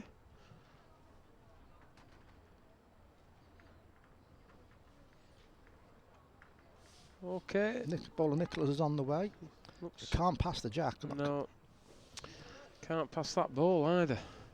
She didn't look as though she sent it particularly well, but it did. From what the effort, it looked like she put into the bowl. It did well to get that far. But Debbie will be wanting to improve, no doubt. Don't think she will with this. It may scramble another, but yeah, just about the same as her first. Live and let live sort of bowls. I think you'd rather have them in the corners than beat them, to be fair, but she's a lot further with this. She must be too far with this compared to her first. Well, outside the line as well. Can't stop any time this afternoon. Now then, big two. That's 2 pairs on the bounce. from Debbie. Puts a bang in front. 8-7. Debbie Talbot. Meanwhile, in the other game, that's another thriller in Manila. And it's actually Katrina Earl. Oh, that is the smallest number you can. I think it's an 8. You can see why we've got binoculars with us. I can see a red. It is an 8, is it? Wow. I thought my eyesight was good, but that's ridiculous. It's currently 8-7 to Katrina Earl, but I think she was quite well up. I think she was about 7-2 up. So Tracy's battling back. I think Duncan the bookie will be hoping Katrina can do the business. Maps will make an announcement. Does anybody at home watching, or anybody knows anybody at home watching, you think they can make some scoreboards for us with a bigger number? Well, an electronic scoreboard would be lovely. You know, one on each stand, so that we could all see from wherever we stood or sat. But that'll cost money, of course, and it's something that the Waterloo hasn't got an awful lot of at the minute. Best scoreboards in the game? That's a question for you. I'll throw Murfield Old Bank.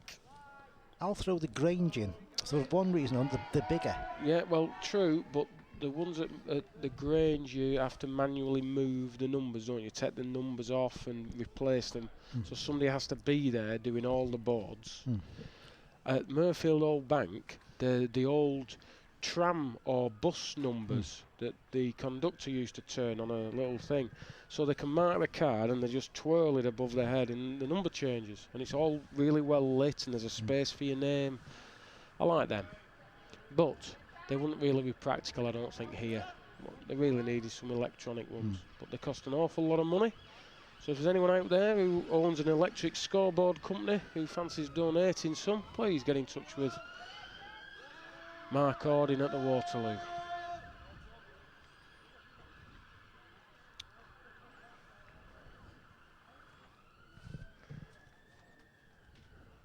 Yeah, Nicola just throwing the mat in there. Debbie Talbot. Wasn't sure if that was 1 or 2. I didn't see a signal. And there's nobody moving the scoreboard. Yeah, Oh yes, they have. Yes, sorry, 10-7. I'm looking at the wrong one. I can't see. I'm fixated on the other scoreboard with the small number. Anyway, 10-7. I thought you were fixated with Dave Waters then. He was operating said scoreboard. Do you know, it doesn't matter. Whatever programme we do, he always gets at least one mention, doesn't he? We mentioned him when his mum was playing, and now he's sat behind the scoreboard doing a bit of scoring. I think he's on some sort of helping the community project or something. He was telling me, trying to help out. A very nice man, you know. Very nice man. Diddy David? Little David. Got big plans for North Lancashire and Fylde next year. Big plans.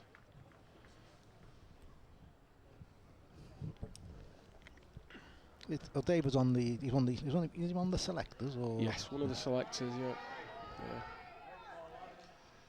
Oh, Debbie left that one short. Did she change? Peggy? Just looking at the way the balls are lying.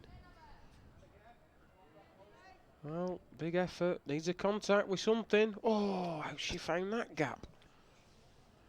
Doing well getting through that gap she got there. That's almost impressive, that getting through. You'd have thought if she'd missed the jack, she'd had to sit the ball. But no. Call for measures.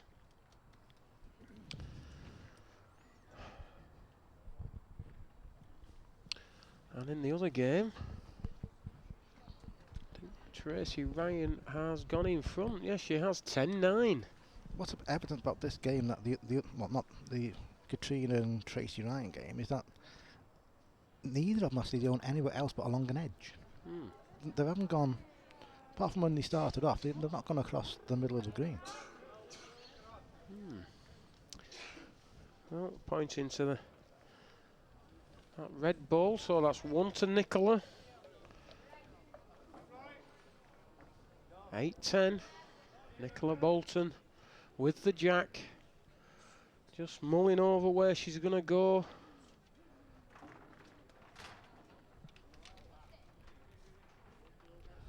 Taking her time, studying the green. We're trying to remember where she made a big break all those years ago when she's won the various Champ of Champ titles on here. Knows the green very, very well.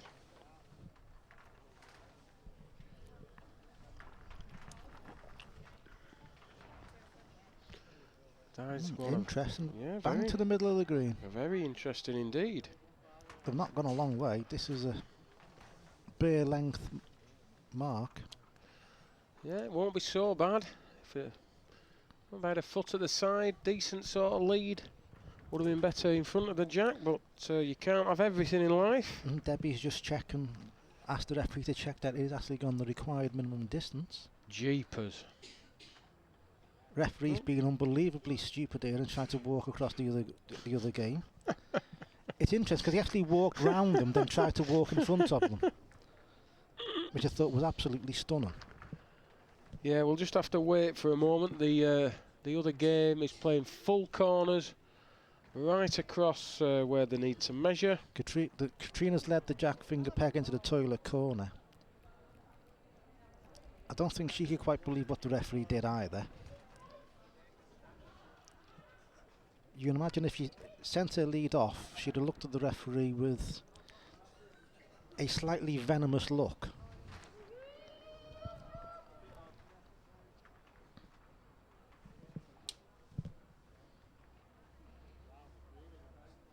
Katrina has let, well, her first ball has miraculously stayed on an edge that they normally just slide off.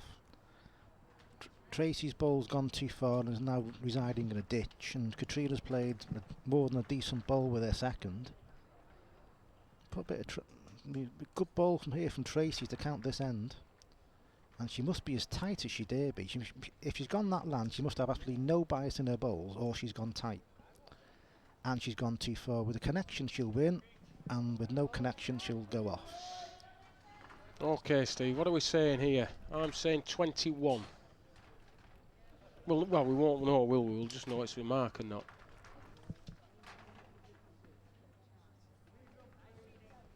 It's a mark. Length unknown. Yep. Well, that's the main thing. It's a mark. So Debbie's now got to try and beat that ball.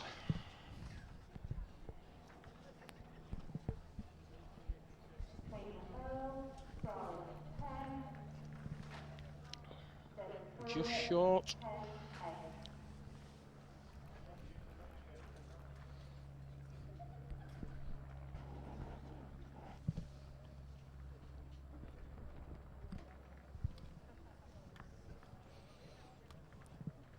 Nicola wishing it further.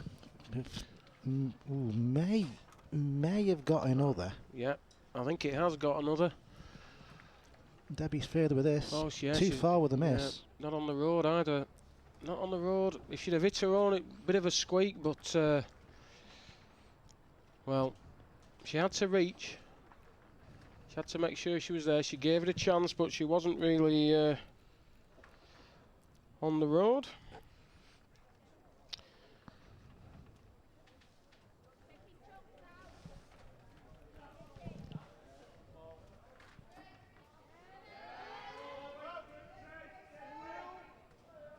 Well, she'll go back into the pub corner. Probably actually heavier from where they are to where they've just played two. A strange thing about this green. Very, very strange way it runs around the middle of the green. She's put this down light, you see. Because most greens you go on to when you're playing out from the centre of the green, it's quicker to the edges, but well, it's quick for about probably 10 to 15 yards of the mark that they're playing, and then it just kind of plays like a normal green where you think it'll be quicken up again. But you think you must go downhill, so it must be running a bit quicker. Yeah, but didn't fool Debbie. Made sure she passed that ball. And Nicola's got to do the same. Needs to trickle this. Always tight though.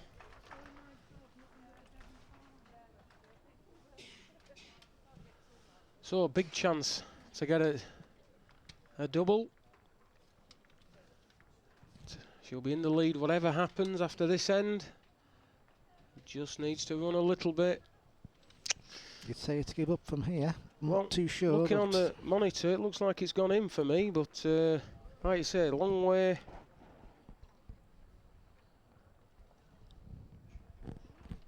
Debbie thinks she's 2. Yeah, Nicola concedes. Nice 2. Good pick up.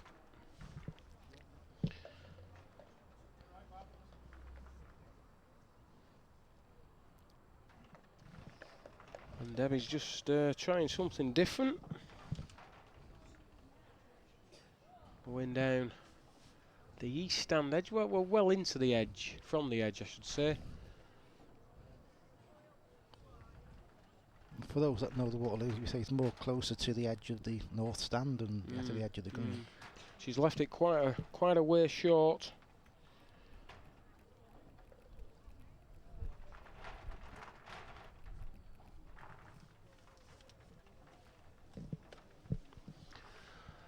I don't think Nicola's an awful lot further. She certainly won't pass that ball.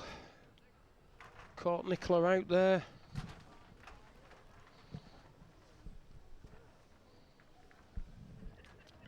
Well, it's a better pace. It's further needs to pass that ball.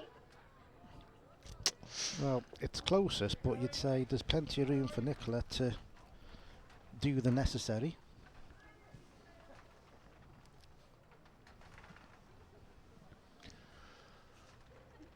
I think I'd back you to get one in here, Steve. I'm sure a player of Nicola's calibre will manage it. And she wants it to run. Yeah, and he got a miss. There you go. Nice enough. Good as a toucher. Yeah. Never in any doubt, really. She's worried about that one. Really, she was a bit on. She could have been a yard wider and found the safer and less stressful way in. Yeah, it doesn't really matter now. It's on the scoreboard. On the scoreboard, nobody will put a little asterisk next to it or anything. It will just say Bolton won. You wouldn't like to pick a winner of this game. I think you wouldn't like to pick a winner of either semi-final. It could quite easily go either way. Yeah, I mean, if you look at the scores now, Katrina is 13-11 up in the other semi-final. This game's 11-12. Katrina sent the jack off the last end. All right. So that's why they're back up and playing up and down. Well, a straightish mark along the west stand edge, where Tracy is currently on, and she's going for another. And as the game recovering, Nicola Bolton's played to the middle of the green again. Decent effort there, just fractionally underneath. Yeah, it's virtually straight, this mark. I know I've played this mark, and you expect it just to come up a little bit at the finish, and if anything, it falls away, then pegs.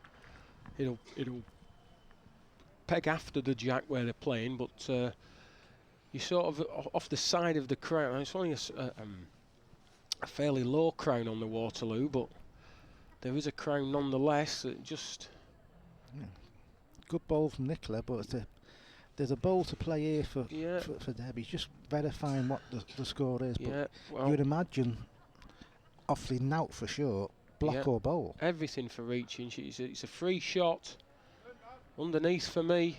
Nearly knocks her another with this, you know. Oof, it's a good job she missed that. She'd be disappointed with herself there. Really, it was the one thing she did was the one thing that she didn't want to do, was to get underneath. I fancied her to run the jack there. I must admit, the way that Debbie's playing this season, I expected her to sit the ball or run the jack. I must admit, but to miss it by that margin is quite surprising. But Nicola's playing a canny game here.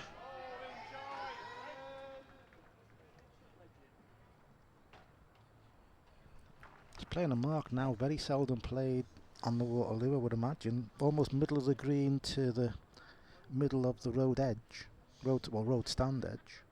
Not a mark I've seen played very much at all, Andrew, to be honest. No, normally people play edge to edge on this particular mark. And you can imagine the size of the Waterloo, that's a long way. But this is fairly short, and it's one of the few greens, I suppose, where you can play to the centre of an edge from the middle of the green. There won't be many that you can do that on. Well, certainly not that I've played on. I think your green at Horwich RMI is...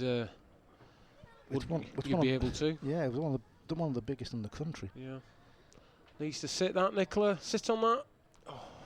Well, fractionally the wrong contact. Yeah, just the wrong side of it for me. I think it's probably fell out. So this is a big chance for Debbie. To quote my friend Mr. Corkill, it's a spare opportunity. Length bowl. She's played a length bowl, you would imagine. Well, she's not kicked those in yet.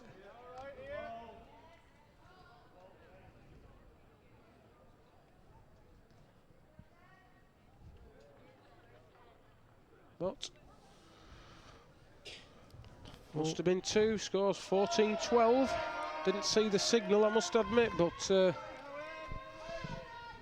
as I say, my eyesight's not very good these days. Thumb peg mark from Debbie. Middle of the green to, well, just in front of the Corp Funeral Care signs. Corp Funeral Care, obviously, very, very, very good sponsors of the Waterloo Handicap. Thumb peg, it'll run past the jack. No, it's not so bad though, Steve. It's not the world's worst ball down there. It's, you know, hard mark this. Little, I mean, more control over it, this peg though, I suppose, than the finger peg, but that should. What was that? I can't see. Slightly better land. Yeah, I can't just see. There's a referee in there. Still can't see. Can't see from the commentary position, and I can't tell on the monitor, unfortunately. So I have as much idea as you folks at home, I'm afraid. Referee's going to have a look. He can confirm. There you go. He's confirming Nicola's in. Yeah, both bowls have finished a similar distance past the jack, but just a slightly better land from Nicola's just made it the closer bowl. And she's twirled it. She's come a straight way in. Yeah. Another yard on it would have got another. Yeah, it was a good turnover. Found a line, no problem. One more to Nicola Bolton. 13-14, a stable play. Meanwhile, in the other game that's on the green, the score is now Katrina Earl 13, Tracy Ryan 17, and I know that she's just knocked the jack off as Katrina. She was lying 2 down, killed the end with a very good strike up the edge. So Tracy Ryan, the BCGLBA merit winner, is just holding sway at the moment over Katrina Earl, 3 times winner of this event and favourite to win it again today. Sending that jack off a few ends ago was cost Katrina dearly, so she was 13-11 up when she did that. Yeah, we see that a lot in games, throwing the jack off, a little bit of carelessness. You don't mean to do it, but just for whatever reason, just lack that little bit of care. Tracy's played well up and down, well, this west stand edge. Fairly straight mark. Yeah, doesn't matter how hard or easy it is, if you're putting your balls close, they've got a chance of counting. But Nicola, gone thumb peg, virtually full corners, probably 50 yards into the pub corner. Leads one about, what, 4 foot to the side, and Debbie's found an absolute reel, and what a good ball that is. Listen for the click. Yeah, that's the response you need. Very good ball. Debbie supporters in the crowd were very appreciative of that ball. Yeah, there's a lot of Yorkshire ladies come watching today, and she's a big chance of getting 2 here and getting a step closer to that final place in the 2016 BCGLBA Champion of Champions, sponsored by Country Garden Roses. She's played another good one. Good bowls there from Debbie. You couldn't ask for anything better. So 16-13. 16, Debbie Talbot, 13, Nicola Bolton. And it's just starting to bubble over nicely, is this? The other semi-final, Katrina Cayley found an absolute worldie last end. She was lying another two to go, 19-13 down. She found one and obviously decided I'm going as far away as possible I can from this edge. Sent a finger peg mark into the, well, toilet corner. She's lying one with the ball about 4 or 5 foot off, and she not be all that happy with this second ball. It's pegging tight. If she's too far, it'll peg off the green, which it will do, so she won't be happy with that. Gives Tracy Ryan a chance, though I'm not convinced with the ball, certainly from looking from where we are. Has she left it? No, it's tight. Will it do anything on a length though? We won't now because it's about to. Oh, yeah, gone off. One more to Katrina. Meanwhile, Debbie's playing the opposite corners, finger peg to the northwest corner of the ground. Led a very good ball, 18 inches short, just where you wanted on that mark. Nicola's buzzed one a couple of yards past, and now it's important that she's got another there. I'm not sure whether she has or not. Doesn't look like it from here, but Nicola hasn't bothered asking. Doesn't change her shot in her opinion. Bit of a squeak, needs a contact with something, I think. It's got a peg out now. Yeah, just gone. Another one to Debbie Talbot. 17-13. It was a good lead, that, Debbie's. I noticed a lot of the bowls we saw yesterday playing that particular mark. There weren't many getting them as close as what Debbie got that lead. It No. was two and a half foot away, but it was a difficult mark to play when the green is the way it is. I think the finger peg into that corner, you're playing right over the top of a ridge almost, and you can easily Go either way. Go either side of it, and the thumb peg is at that part of the green is a lot easier to play. A little bit of a basin, and they all collect. But when you're going 50 yards, it's not easy sending them into a bucket anyway. But Debbie's gone back, playing the mark we saw Glyn Cookson playing yesterday, and she hasn't found it any easier than Glyn did. She was a little bit unlucky with that lead. It was just fractionally narrow. The other side of the block, it probably would have stayed on. Yeah, she was just a yard or so overplayed and a ball or two tight. A better length, it would have been okay. And I think Nicola's played a really good ball there. Very, very hard mark that they're playing. It pegs a little bit, then straightens up and then pegs again. Very, very easy to put them off the road. She took a bit out of this bowl. I think this has a chance, Steve. Oh no, it's just tight, Just pegged short.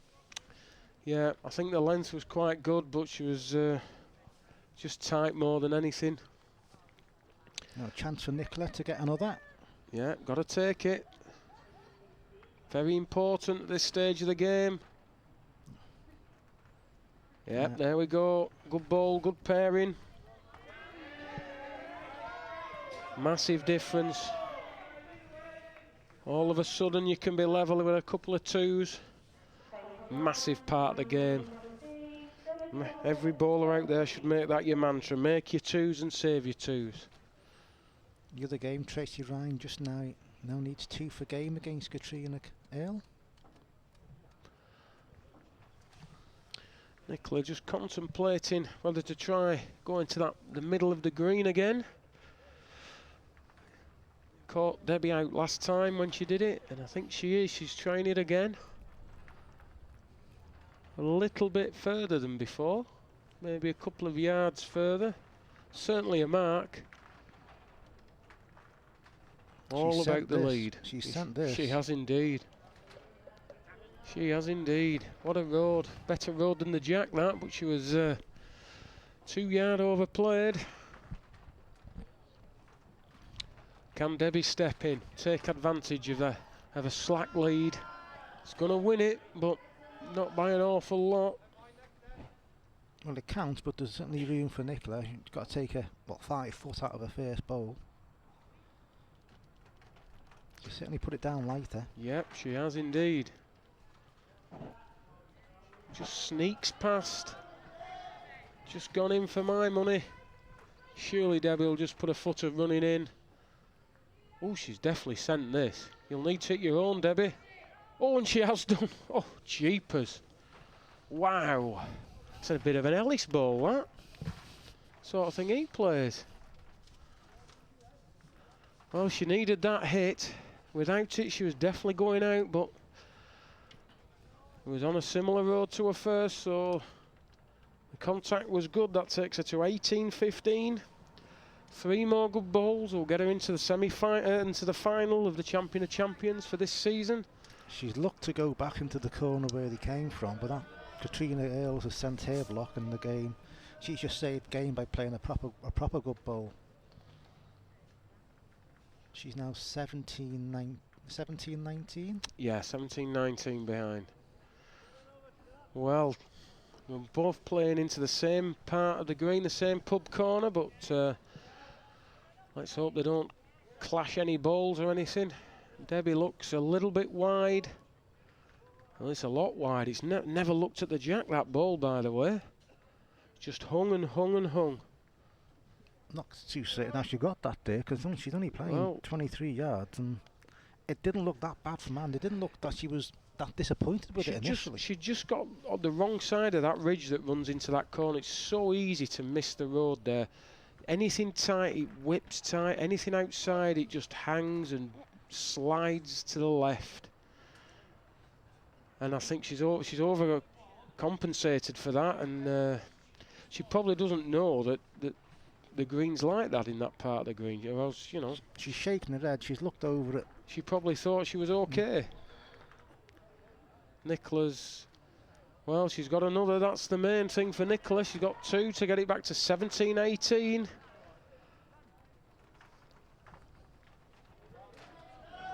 In the other game, Katrina's got a single. She was only line 1, and Tracy, she just tried to improve on her first ball and unfortunately just left it a little bit short. Should have been reaching really, but you can't be too angry about people playing them a yard off in the full corners on here. Similar tactic from Nicola, middle of the green. Not as far as the last end of play to the middle of the green. And no. Different peg, thumb peg. Yeah, thumb peg. Massive end this, massive end. I think the winner of this end will win the game. This is labouring. Yeah. Barely reached Nicola's bowl. 5 feet short, that. 5 footer running required. Nicola's just got to try and miss that ball. Do you think she might be considering going the other way in? I think she is, but I think she should try and pass it on the tight inside, because she doesn't want to move anything, but she's turned over. She doesn't fancy that. She's played it before. There's always going to be passing the jack. Yeah, gone out for me. The risk is obviously she's shown Debbie now the way in. Yeah, but can't afford to leave it short. Got to be further, and she is. It's a good ball, is this? All the chicken dinners at half time. Don't worry about that. Good ball. That takes Debbie Talbot to 19-17 against the holder, reigning champion Nicola Bolton. The other game, Tracy Ryan lies 1 and is going for game.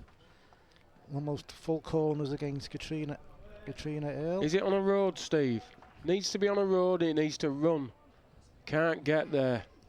Big chance, you know that. Big chance, but 2 foot full corners. Not a certainty, is it?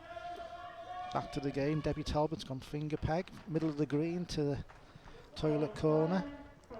She's looking at her lead. It looks like it's going narrow. Certainly is. Not quite a length. Yeah, right behind this, it's similar mark to the last time she led out. Very easy to get off the road. Now it needs to swing, does this ball of Nicola's? Needs to swing and swing and swing. Just goes in, I think. Shouldn't be good enough at this late stage. You never know. asking the referee who's in. Obviously doesn't want to, if she is in, which she obviously doesn't want to run the risk and run into the back of Nicola's bowl. Obviously close, but yeah. Oh, he's going to kick the jack in. Oh. Brian's a very, very good judge. I know, yeah. You'd say from our commentary position that Nicola's bowl probably has just won it, but obviously looks different standing over the jack, and Brian can't tell. He has a very slight fancy for Nicola's bowl, but... Well, this is wide enough. This is wide enough and to far by the looks of it. Wide enough and to far. Must have gone out that. And that cheer should tell you that Tracy Ryan has beat Katrina Earl 21-18 to send her fans into rapture. So Tracy Ryan takes a place in the final of the Champion of Champions. Right, Nicola Bolton tightened up slightly. It's the closest bowl, and they're going to ask for a measure to decide if it's 1 or 2. Big measure, very big measure. I'm still saying Nicola's got 2 here. I know we're, what, 70 yards away from it, but I can barely see the jack, to be fair, so it is a slight guess, but I'm quite happy to go with the opinion of Brian Swift, who granted thought it was a measure but had a very slight fancy for Nicola's bowl. We'll soon see in about 10 seconds time. Looking for a slack band or a gap. Oh, there's definitely a gap there. 2 to Bolton. Nicola Bolton 19. Debbie Talbot 19. This is an absolute thriller. If ever you're playing a game of Crown Green Bowls and you see Brian Swift as your referee, you can trust him to give a very good and informed opinion. He's one of the better referees, and certainly one of the better referees who can judge who's on that I've ever seen, really. Does he owe you money? No. You're bulling him up? No. Yeah. Well, Nicola's gone back to just off the crown, playing the right-hander's finger peg. Must reach. Bends right to left. Well, one of those, isn't it? Yard short, it's probably just in the way, but get outside it. The way these girls have played today shouldn't be close enough. This is fair, that. Too wide. Too wide and too far. She just needed to be grazing that short ball. I think the length would have been, well, should have picked the jack up on that road, but only a foot or so overplayed. You don't want to be doing anything too drastic with the next ball apart from the line. This is a better ball. Might move the well. It's one of those. I think if it's only one, if it's only one, and I think it is, she needs to come the other peg at that thumb peg. Well, she got a bowl. Jack a ball for game. Yeah. She's stuck to the finger. She's just trying to draw it, which not sure it's the percentage ball, but it's a better ball altogether. What a ball this is! If it falls over now. Applause from the crowd. They think it's one. May have won it, you know. Not sure about the body language.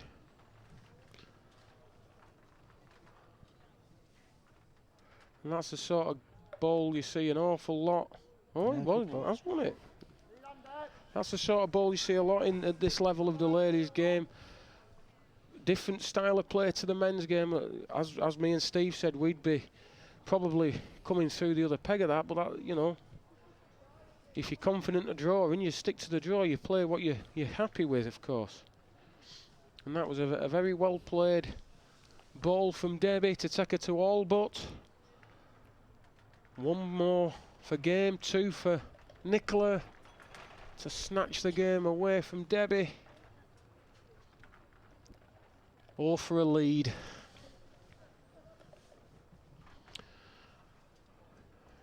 Now then, Debbie. Now then, what are we saying? On the road? Not so bad, you know. It looks okay, does this? Looks okay, what? 15 inch to the side? Something like that. Just left a decent sized gap to go through if you're too far. Left a Duncan gap. Now then, looks tighter does this, but is there anything to sit on? Will it sit on? It has, you know.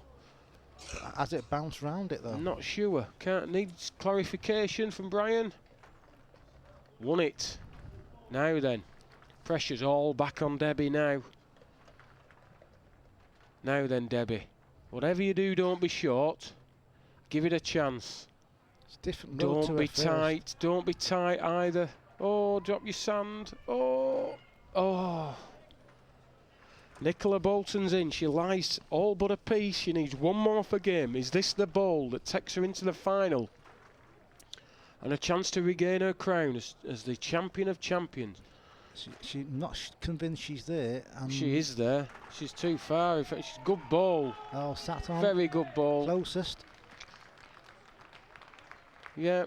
And that will do. Debbie concedes. That will do. What a good game that was. And that's Nicola Bolton through to the final, 21-20.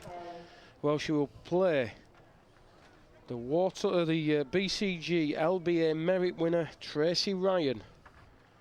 We'll just take a quick break while the players are off the green, and then we'll rejoin the final, and we'll bring you coverage of that as soon as we possibly can. Please rejoin us after the break. And welcome back to the Waterloo Hotel, Blackpool, for the final of the BCGLBA Champion of Champions event, sponsored by Country Garden Roses. The winner today will take away the first prize of £400. Runner-up's going to collect £250, so not a bad day's work by anybody's standards. And the final is between Tracy Ryan of Shropshire, playing the reigning champion of champions, Nicola Bolton from mid-Cheshire. And the way these ladies have played today, this is going to be a great final, no doubt about that. You can see Tracy's on the green there, number 16. And here comes Nicola. Put a jumper back on for this game in the blue. If they play to the best of their capabilities, this is going to be a cracking game. Tracy started the day at a nicely priced 10-1 shot. She was playing the current Waterloo ladies champion, Linda Williams. Not had the easiest to draws. No, not had the easiest to draws. And Nicola started the day as a one of the favourites, one of a fairly short price of 4-1, and now in the final 4-5, take your pick. Bit of a toss of the coin job. All I know is that whoever wins, the bookmaker's going to lose. So, Nicola Bolton leads out. Q-Man is back with me. Oh, just nearly... fucking... Sorry, it stuck to my foot. Well, that went well. Sorry about that. Sorry about that. I'll grab hold of me wire. Yeah, it's sticky. I've come out. Hopefully you can still hear us. Somewhere. Can't hear me now. Andrew Cairns has done his best to actually demolish the commentary box. Yeah, sorry about that. Your cable's all sticky and it's stuck to my foot, and I've nearly strangled you, which was a shame because it was only nearly. But anyway, sorry about that. Who do you think, Steve? What do you think's going to happen in this jolly old game? Well, I said before the semi-final, I thought the winner would be between Nicola Bolton and Debbie Talbot, so I can't really go back on that. Well, that's a fair comment. What I was very impressed with, what bits we saw of the other semi-final, when Tracy got the block in her hand, she didn't half lead well. Yeah, that's been a big strength of Tracy today. She has played very, very well indeed with the jack. As I say, I watched the first game quite closely, and then when I've watched her in subsequent games, always been very close with the leads. And that is really the key to winning games, as we all know. But she's got it all on here. I know she's got a large contingent from, I think they're all from Meold Brace, but they're certainly from Shropshire, Shrewsbury area. Big contingent of fans that have been shouting her on all day, giving her loads of support. In fact, I'm thinking of hiring them and seeing if they'll follow me around and shout for me, but I probably can't afford their beer bill. So, Oh, I'd just like to say one quick thing. That this is the obviously the final of the event. This is the last competition that we'll see Jackie Rutter as secretary and looking after the Ladies Association, but also the last competition that Helen Clee, who's the ladies treasurer. They're both relinquishing their posts at the November annual general meeting. I think everyone involved with the Ladies Association and the Studio Ladies both be very grateful to those two ladies for having the jobs the last couple of years. They've steadied the ship, as they say. There's a saying Mavis Dearden ran the Ladies Association for a number of years, and not with Mavis obviously sadly in a great deal of ill health, and then having to relinquish her position. There was a bit of turmoil, and the pair of them have done a fantastic job. yeah, well said, Steve. There's a lot of people do an awful lot of work behind the scenes that a lot of us never really hear about. So it's they've done a great job over the last couple of years. So let's hope this is a final fit for their last game. At the minute, first two ends, Nicola's picked up 2 pairs. Score 4-0 up, but Tracy's found a good ball there. First time we've seen Tracy today. The current Ladies Merit Champion. Must also say that's an event I wouldn't mind us trying to find a way of covering. Actually, that's probably it's held at the height of the season, and that's probably one of the national competition. I wouldn't mind broadcasting that at some stage. Well, who knows? We just need a bit of money to finance that, but we'll have to see what develops over the close season. There's also a double Isle of Man winner, which I was unaware of. I didn't realise she'd won 2 Isle of Mans, and one of those was this year, in fact. Not a bad season she's having. Not a bad season at all. Very accomplished bowler, Shropshire Merit winner 3 times. And she likes gardening, dog walking, swimming, and of course bowls, which all at the same time. Well, I don't think all at the same time. I mean, you won't take your dog for a walk in swimming pool, would you? I mean, it's a bit silly now. You're being silly. So that's a little bit about Tracy. She's a cook for a living. Not a chef, a cook. So I wonder if you'll rustle me up some bangers and mash afterwards. I could just eat bangers and mash. I'm quite peckish. If she wins this, she might take me out for a meal. She's got half a Shropshire, didn't that? Well, yes, of course. You'd have to call them out as well. I keep forgetting. Well, she's lying in at the minute after a fairly poor lead. Better road, all about length now. All about length, can't fail. Need to just tighten the butt of the game up if she's going to trouble Nicola. Always an impressive bowler. Held in very high regard in the ladies' game. I think Nicola will be keen if anybody's been watching the other games Tracy's played today. When Tracy's got hold of the jack, she scores heavily with it, and so Nicola will be going. I'll obviously try and win each end, but I'll try and make sure that Tracy is not in a position to keep hold of the jack for a number of ends, because she gets one there, she gets the other there as well.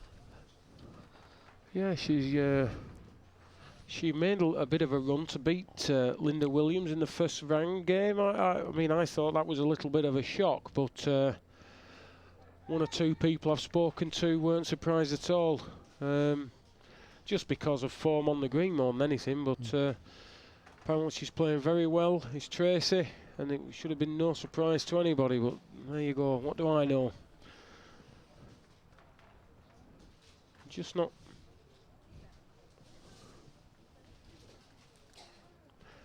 leading too well at the minute. Leaving Tracy room, but now she's improved. That's a better ball altogether. Difficult to beat those two bowls. Yeah, there's something to be said for playing the thumb peg and rambling through for the jack, but no, she's kept to the finger, but not took any of the pace off. Another 2, 7-1.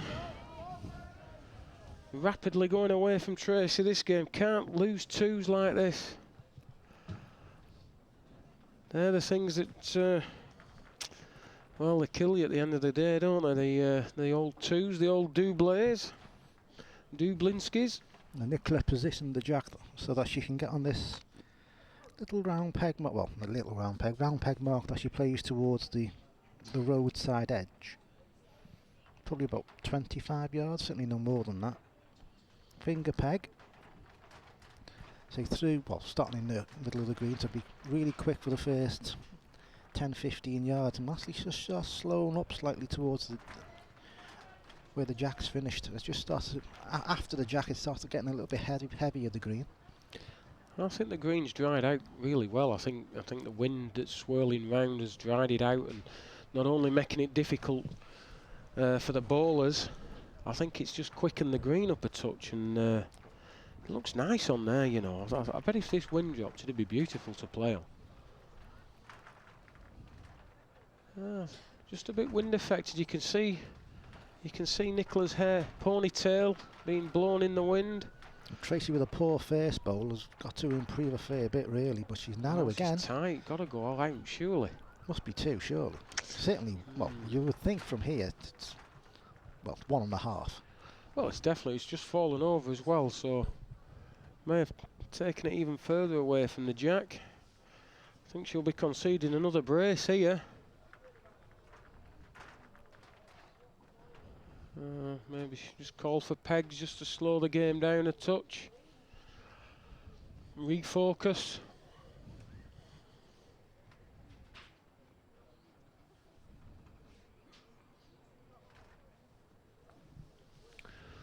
So, referee just pointed to the short ball, which is Nicola Bolton's, measuring that first.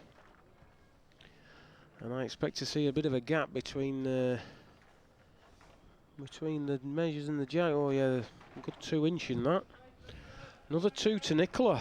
Oh dear, not the start Tracy would have wanted. Her band of supporters in the stand are very, very quiet in the minute.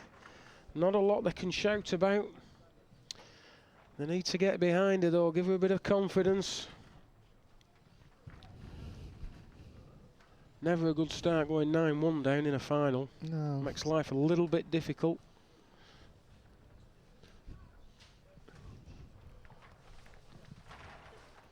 Tracy will think though, she will, no, get all the jacks, have a couple of ends with it, so you get that rhythm back in the game. I think that's what's doing her a little bit so far. She's not really settled. No, she's a bit better with this ball. Not a good one like, but it's better than she has been playing. It's a little bit near. It's beat Nicola's first ball just about, and that's what you need to do. Beat the first ball, put a bit of pressure back. Not sure about this one. There you go. Now we can hear him a little bit. Starting to pipe up. Yeah, gets another all day long this. It was a nice, almost stress-free second bowl. Yeah. So you're probably thinking, if I can't put one in there, I might as well go home. They've kicked one away. May require a measure again.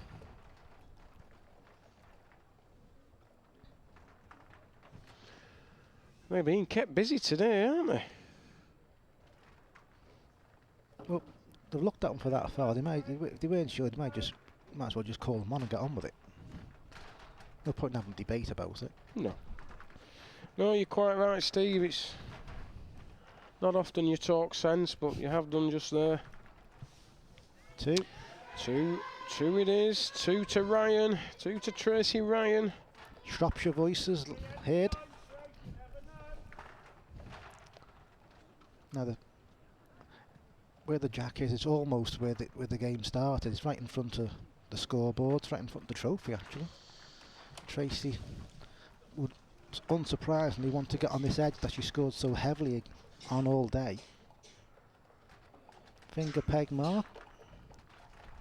Arrow straight. Yeah, there's not a lot to this mark, is there? Arrow straight, he put it on the land, but she was always tight. Not gone a great deal, but she was always tight from hand. Shame, really. She's wasted a good length there by putting it 2 foot tight. Yeah, this is lower down already. Good road, this. And if it's a lens, it's a real one. Listen Good for ball. the click. Yes. Keep the cold out. Now then, Tracy, have you... Looks high again to me. Looks over the bar. Is she playing the trick shot? Well, she'd have to be doing. Well, like you say, good lens, but no road, unfortunately, for Tracy. Gives Nicola a big chance. Same length required. Needs to stop now. Oh, he's just gone out, I think. Yeah. Just gone out. Done well, that bowler, Nicola's going that far. Really. Opportunity missed, maybe. But she's in double figures. Halfway there, Steve.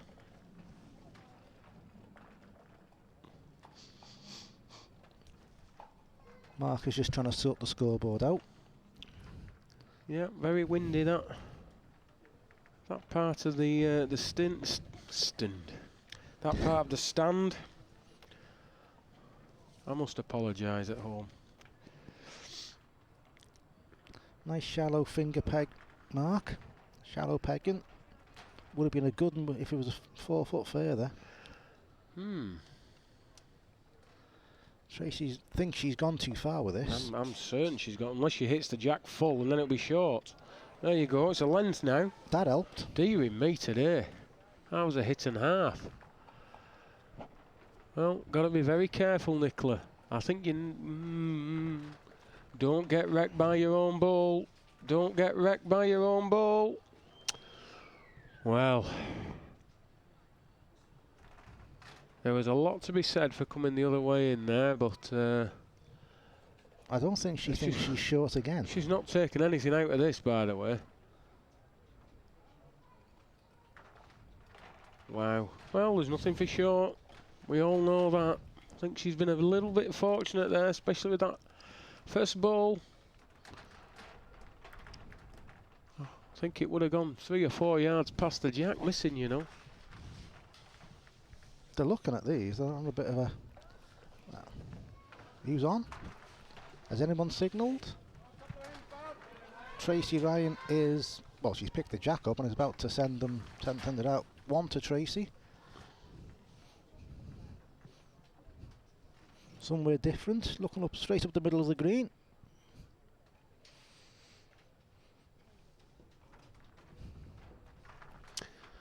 Yeah, straight across to the cop. A little bit emptier than it was earlier, but there's still a few there. Watching on. Thumb peg, Mark. Must make sure you reach. Not done. 2-3 yards short.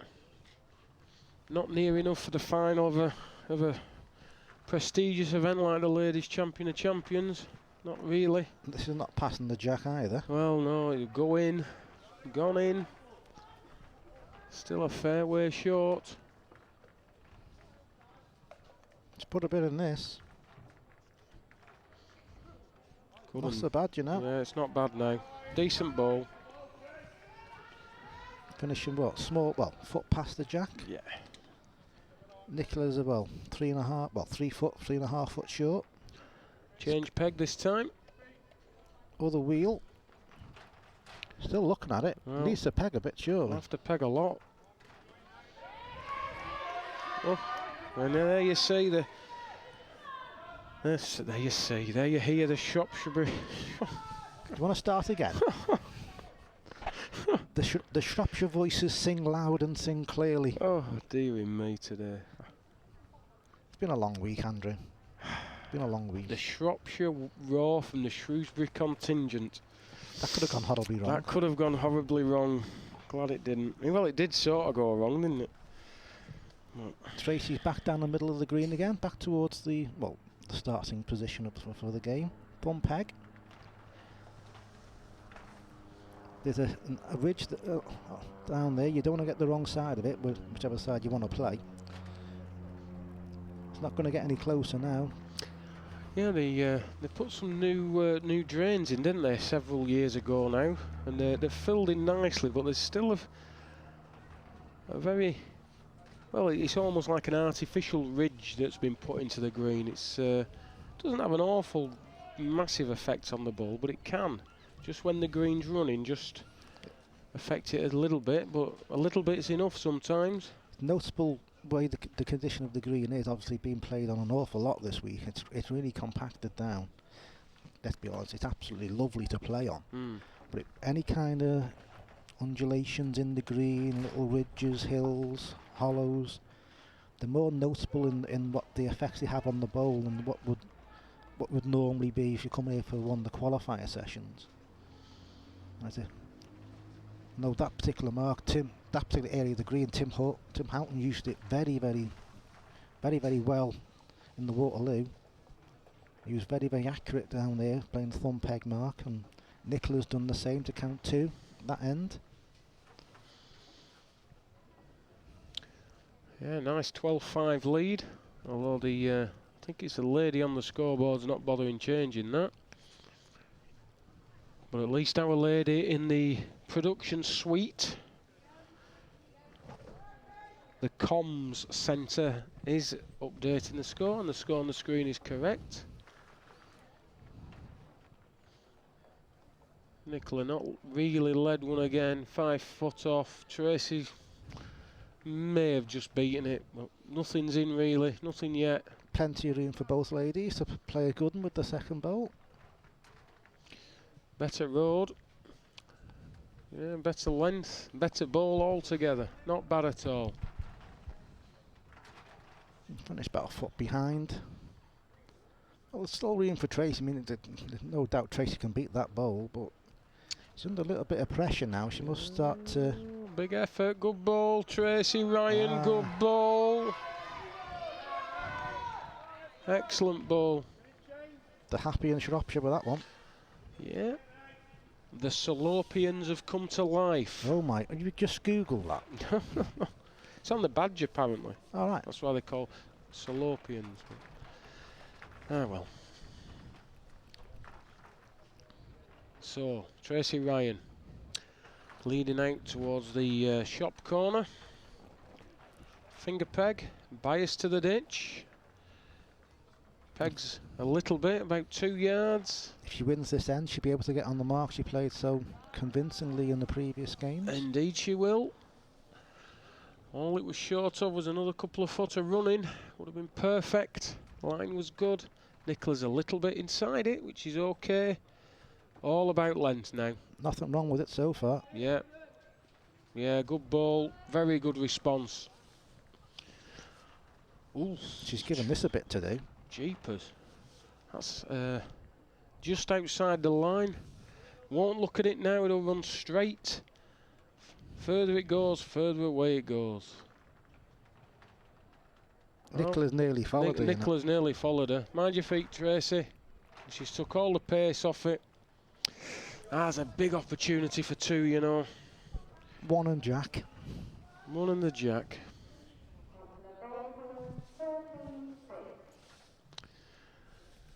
Obviously Nicola will now probably look to go the finger peg down the middle of the green. Played it well. Obviously Tracy had an awful problem last time, was only really counted because she managed to move the Jack.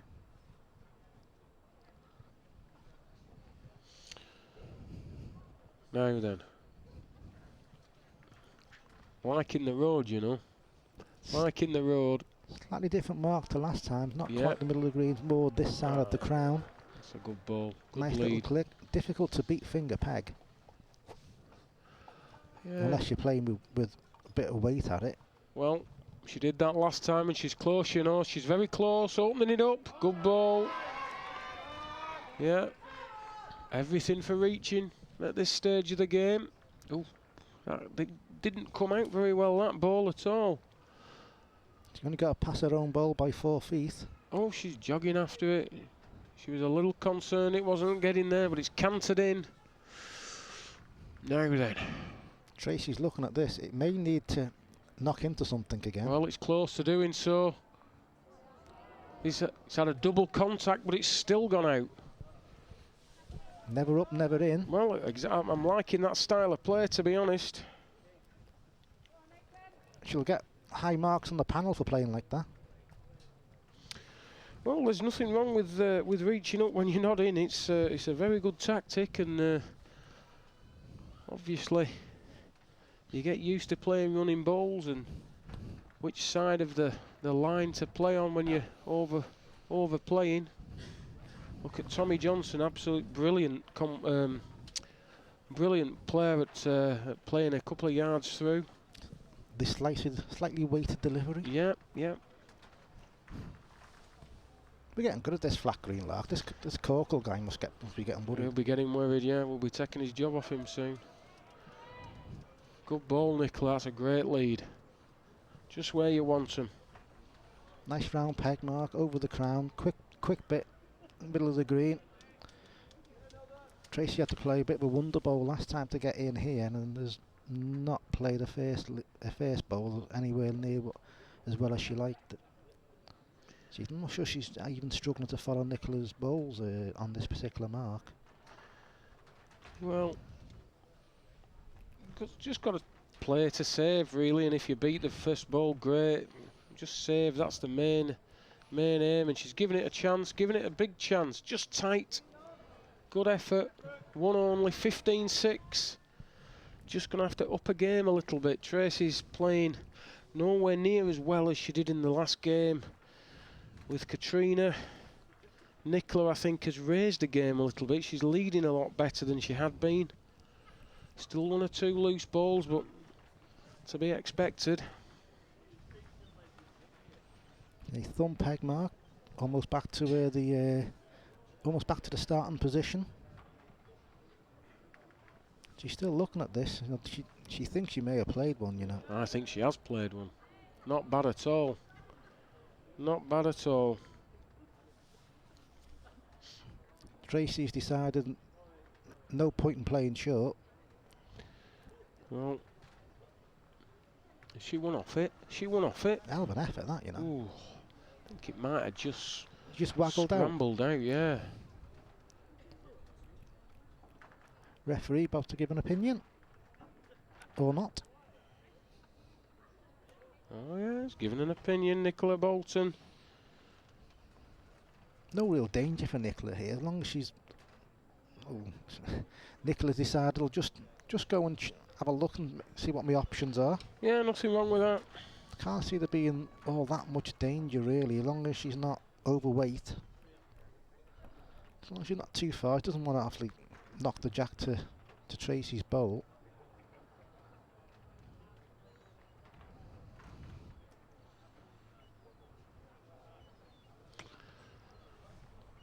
A little bit of care needed.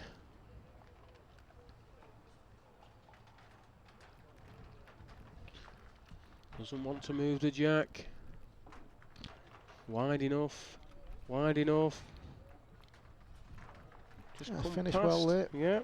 Well, it's probably a decent chance of it getting another, and obviously if Tracy's there and moves the jack, it may be there.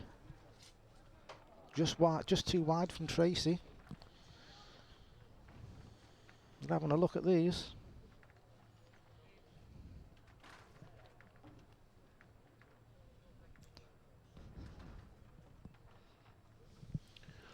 Just wait for Tracy to confirm the situation. It's looking like they were having a measure. Oh, there's been a lot of measures today.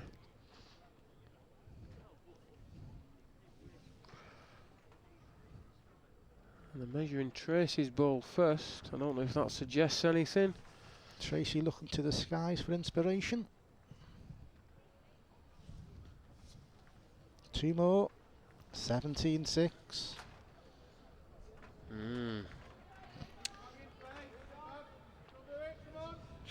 Well, games aren't won at 17, but she's a long way down the line to getting her hands back on this very prestigious trophy. Making it a 4-time winner. after winning it last year. Finger peg over the crown. Would have finished a couple of foot too far, but quite handily for her. The block was in the way. Yeah, good ball, good lead. Making sure she's there is Tracy. Unlucky. But there again, it's not wasted that bowl. Finished 4 foot behind. It's useful. Not 100% certain. Nicola was 100% certain with her bowl, and it's finished round the back. So if Tracy is playing with a bit of weight, which she's not, but other peg to trail the jack would have been an option. Oh, Tracy needed to save at least there. Another 2 for Nicola. 19-6. Too many 2s conceded. Very difficult to win games when you've conceded this many 2s. Makes life very hard.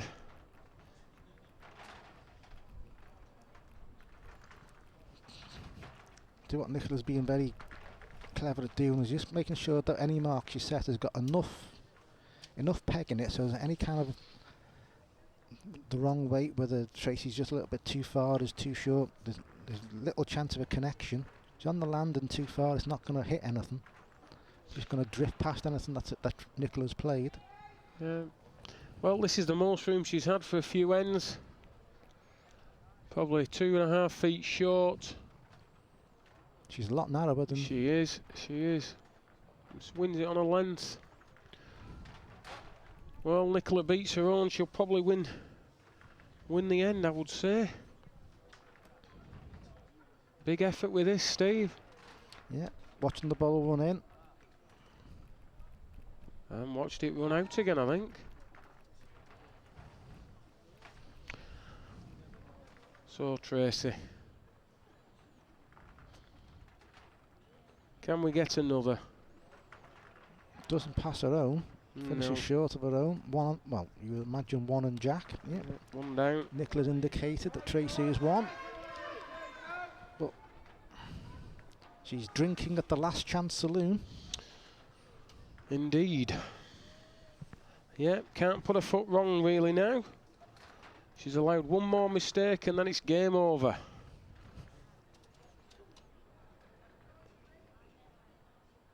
Gonna take a bit of doing, I think. Finger peg. Straight marks. Problem problem Tracy had last time was that she ended up 2 bowls were just fractionally too high. And this one is Just just put it the fractionally other way. Yeah. Good length again. Played a very good length with the jack. Just missing the road a little bit. Nicola's in danger of being over the top. Yeah, I'm too far.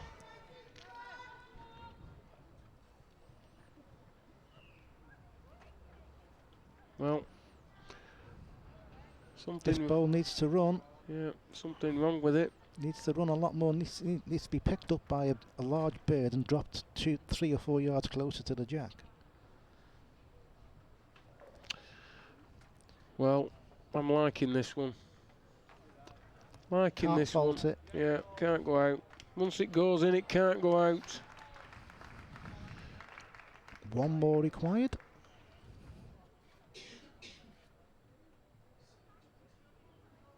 So, Nicola Bolton all but. Tracy Ryan 7, been a bit of a demolition job. Nicola played very well, kept her opponent quiet, kept her opponent's supporters quiet. Gone about this very methodically. Played a very canny game, really. A very canny game. Kept Tracy away from the part of the green she wanted to play on. Made sure if she has lost an end, she made sure she's got the jack back the next end. Not really giving Tracy any kind of impetus, any kind of momentum with the jack. Needed a miss. Now then, yard in your own, you'll have a reel in for game. There's a nice wall in the way now, so you're thinking just drop me bowl on the top side, but it'll peg a little bit, and it should peg round and be covered by those 2 short bowls. You mean like that? Just about that, like, yeah. Just like that. Well, We're watching the highlights. What are you on about? I think she's got to come the other way. I can't see her going finger. She's going to strike. Now then, can you strike, Tracy? Coming with pace. Just got to go, Shule. Got to go. Struck wrong peg. She struck finger peg and should have struck thumb peg. Well, Nicola Bolton won't mind what peg she's struck as long as she missed.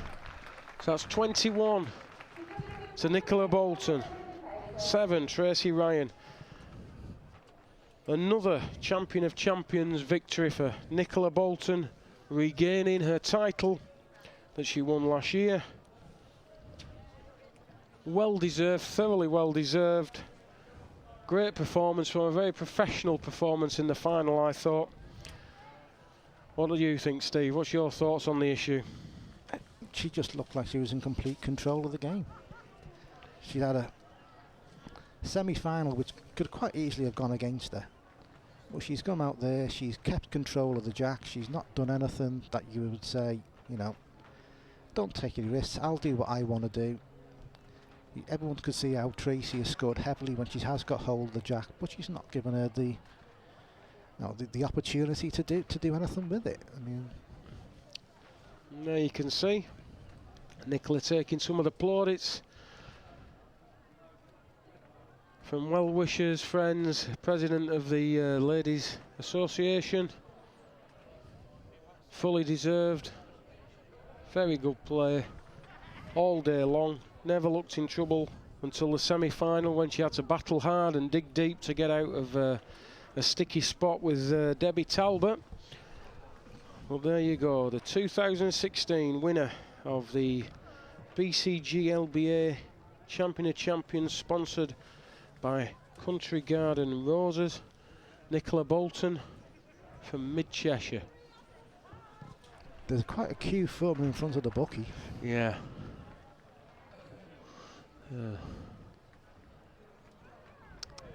I don't think he'll be very happy, but there you go. And there's the trophy. Be going back to Nicola's house in Winsford, where it's been for the last 12 months. We're going for another 12 months.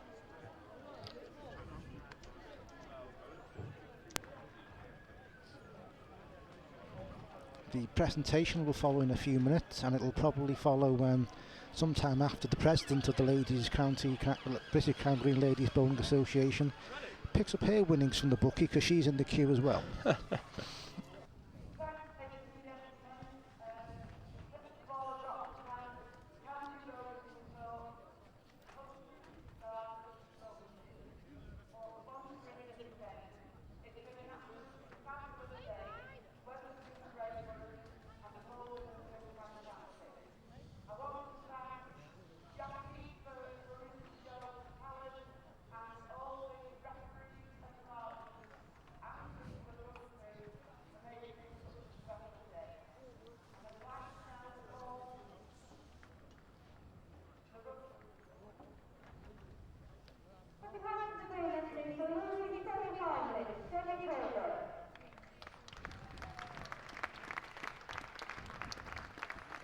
A losing semi-finalist, Debbie. She was unlucky to lose that game. It was a bit of a thriller. She didn't nothing wrong. Just a very good second bowl. Very good second bowl from Nicola. Got her home. So runner-up Tracy Ryan. Tracy's been very impressive all day. She's had a fantastic season, winning a couple of the major ladies competitions. She'll be very, very proud of the way she's played all season, and of course especially proud of the way she's played today.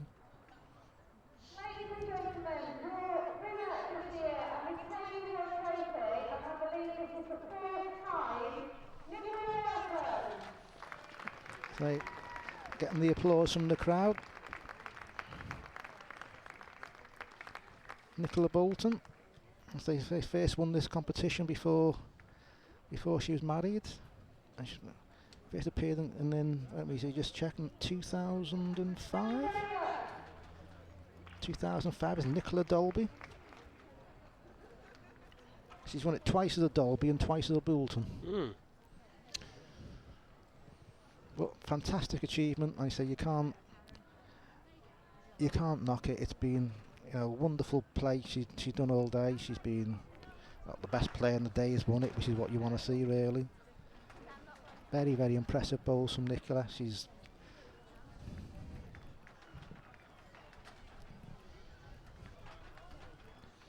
just posing for a few photographs with Carol Taylor, the president of the Ladies Association, and we're going to have a few words with the winner in a few moments' time. Once her when her photographic modelling duties are finished for the day.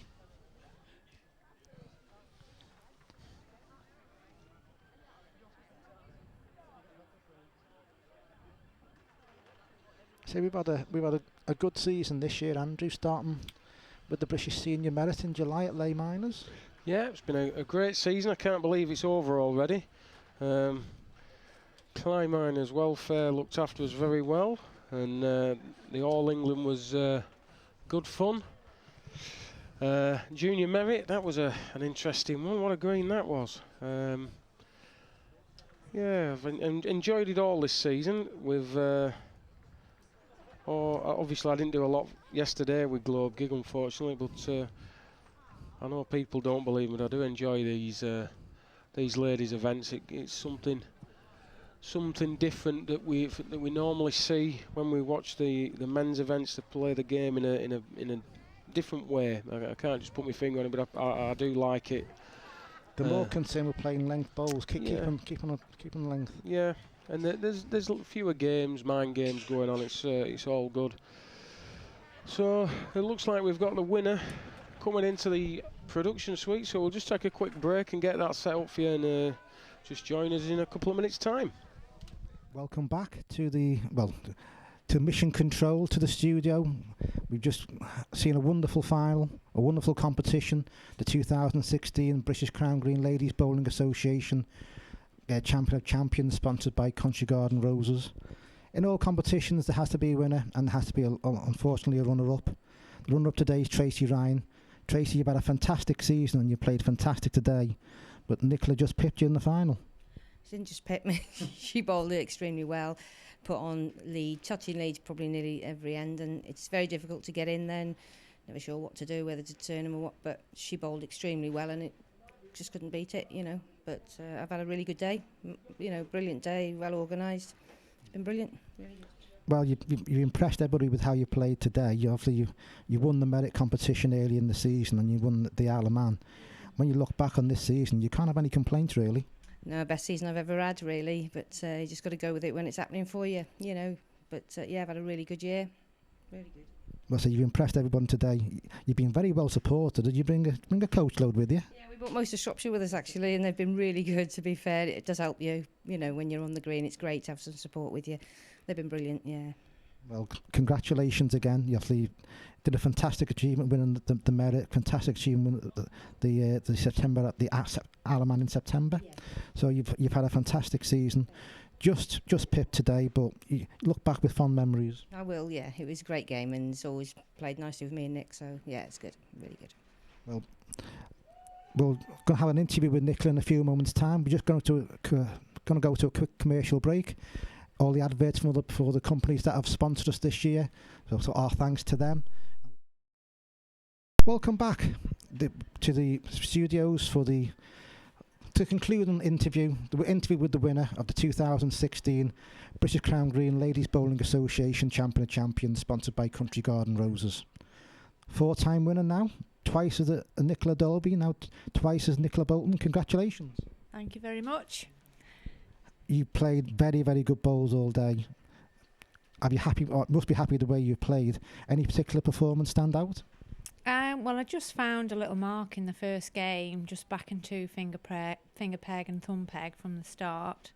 And luckily, every game I won the toss, so I was in the right place really to get on my mark. So I just tried to get on that every game. The semi-final could have gone either way.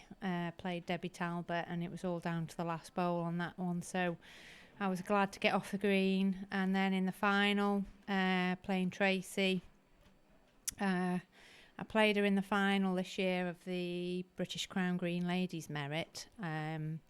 where she played really well, and I was determined to get my revenge today, which thankfully I did. Well, you played this green very well. I remember seeing some of your triumphs here in the past. You are a bit of a green expert. You always seem to find a mark that you can play well on, and you stay on that mark. Yeah, the green was running lovely today. It's probably one of the quickest I've ever played it, so the little mark was just, it was so easy to catch people out on.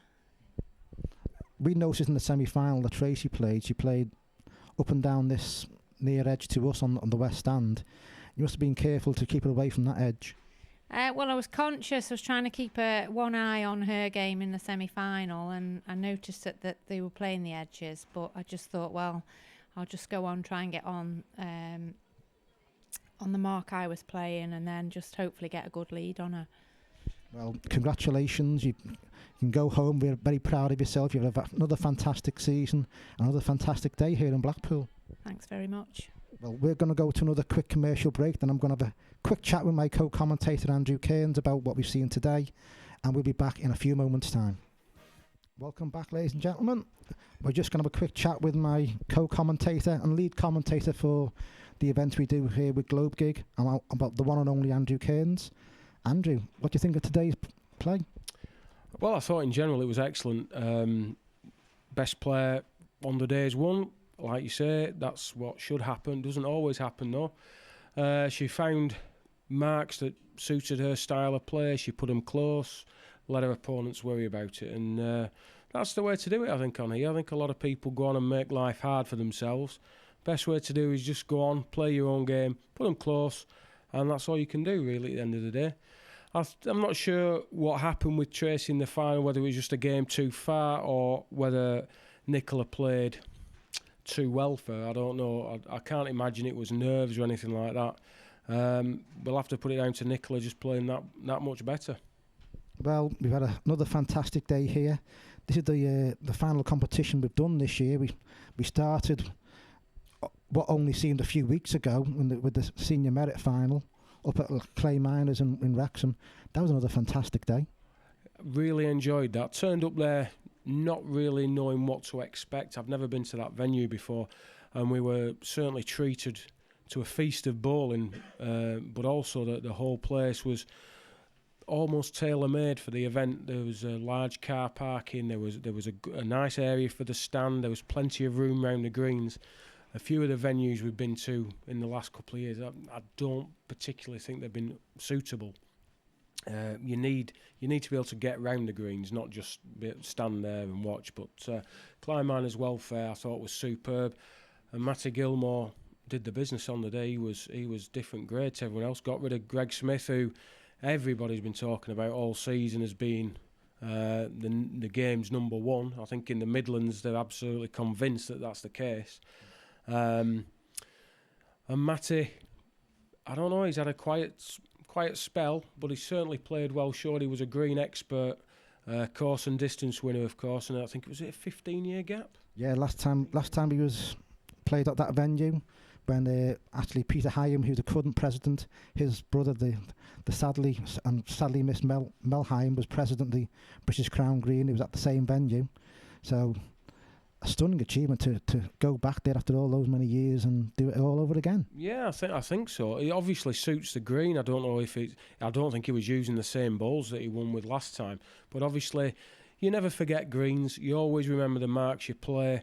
And it's just a case of sometimes scrambling through the first few rounds, getting the pace of the green, and then like Matt did that, they kicked on and won it. He had a tremendous game with Greg Smith, one of the best I've ever seen.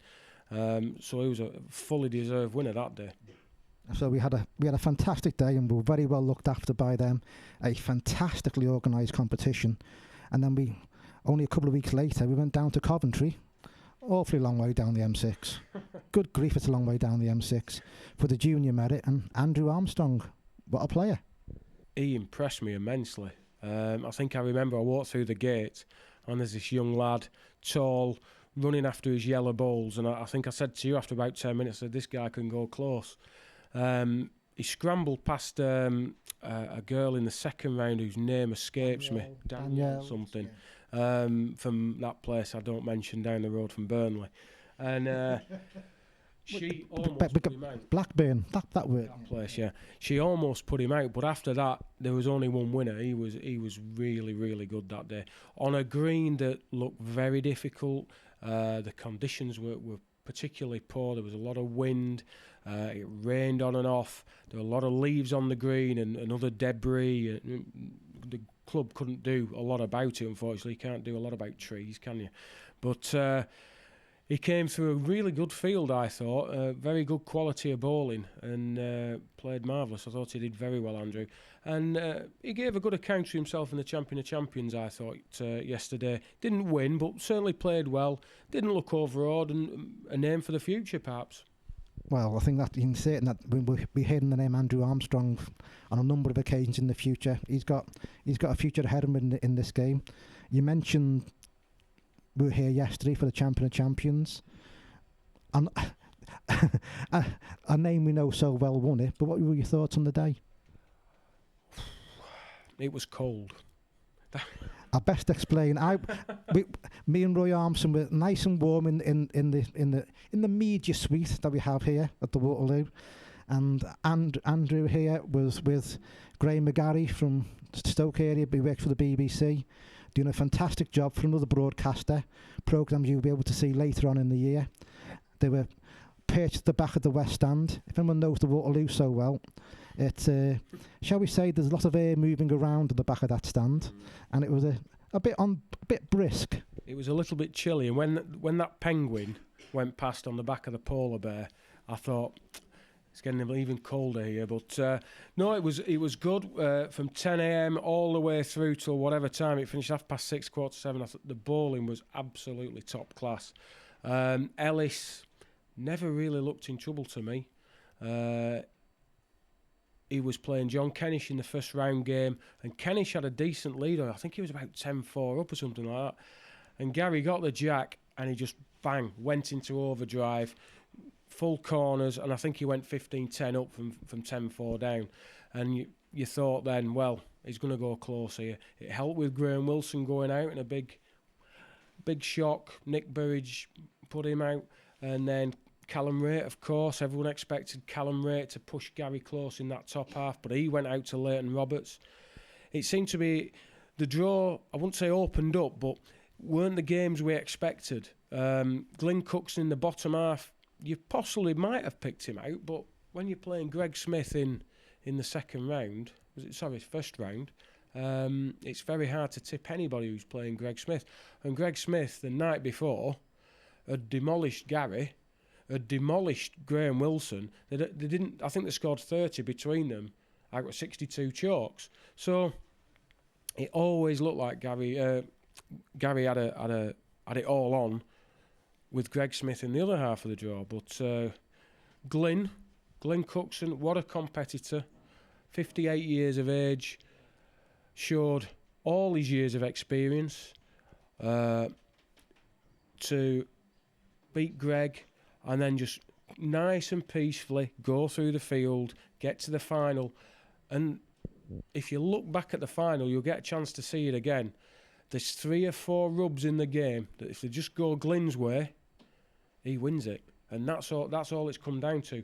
Gary, superb player. For me, the absolute number one this sport has now. And I said it last night, I think he's as good as Duncan was.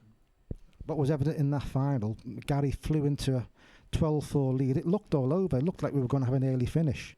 Glyn came back, got back to, I think, 13 across. Probably you could say was the new favourite to win the game after, because he was certainly the best player for a few ends, quite clearly the best player for a few ends. Didn't count in the end because Gary just had enough to get over the line. Well, that's what Gary's made his career on, isn't it? Getting out of situations that most players can't get out of. And yesterday, as you say, clear leader, looked like he wasn't in any trouble. Then all of a sudden it changes. You think, is he going to wobble? He never wobbles. That's why he's won 15 out of 17 finals. The guy is immense. People like him don't come around that often.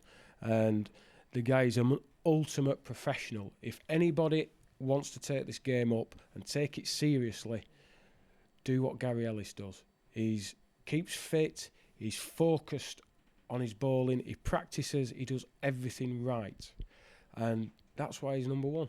He's the man of the game by a distance for me. And we finished today with Nicola Bolton showing why she's 4-time winner. And, well, who's the best lady player in the game? Well, she's obviously up there, isn't she? There's a few to choose from. I mean, the last four for me, they're all really good players. Katrina, Melissa Herbert, unfortunately she couldn't play today. Debbie Talbot's playing really well this season. Tracy Ryan's had a cracking year, won the Isle of Man and the ladies at All England. And then Nicola comes through nice and peaceful, doesn't look under any trouble, never flustered. Even in the semi-final when it was going a little bit pear-shaped for her, she didn't let it bother her. She came back, won the game. Very, very good player. She mixes it with the men in open competitions. I think that's the secret to any success for the ladies. They need to be playing not just against ladies, but playing against men as well. It sharpens your game up a little bit, I think. Well, we hope you enjoyed the broadcast this year. We've obviously had a bit of a tumultuous year with... Normally you wouldn't see me and Andy here. You'd see Mel and Lynn. Obviously, as everybody probably knows, Mel's not in the best of health at the present minute, and we're all thinking about him. These programmes wouldn't be possible to the standards that we are without the team here at Globe Gig and Mel's input. And we hope we can carry on with these programmes in the future. We've enjoyed working with these guys. We want to carry on. Yeah, absolutely. I mean, as far as the quality of production, it's incredible. The shots that they take, the camera angles that they get, they're as good as anything we've ever seen. And these guys, they know what they're doing. I think they're doing an incredible product. I hope we add something to that, and I just hope that we get to continue next year and we get the funding to go forward. Well, the idea of this programme and all the programmes we do is not just to get as many people watching them, it's to get more people thinking about the game, really become members of the Crown Green Bowls family. It's a funny family, it's an interesting family, it's a family that can have the odd fallout, but it's never dull. So we hope you've enjoyed the programmes, and you hope we can bring more to you in the future. So whether you're a new friend of ours, an old friend of ours, or even a sadly absent friend, we all hope you've enjoyed the programmes, and we hope to see you next time. This has been a Globe Gig media production on behalf of Crown Green Bowls, be it the British Crown Green Bowling Association or the British Crown Green Ladies Bowling Association. We hope you enjoyed the broadcasts, and we hope to see you next time. Until then, goodbye.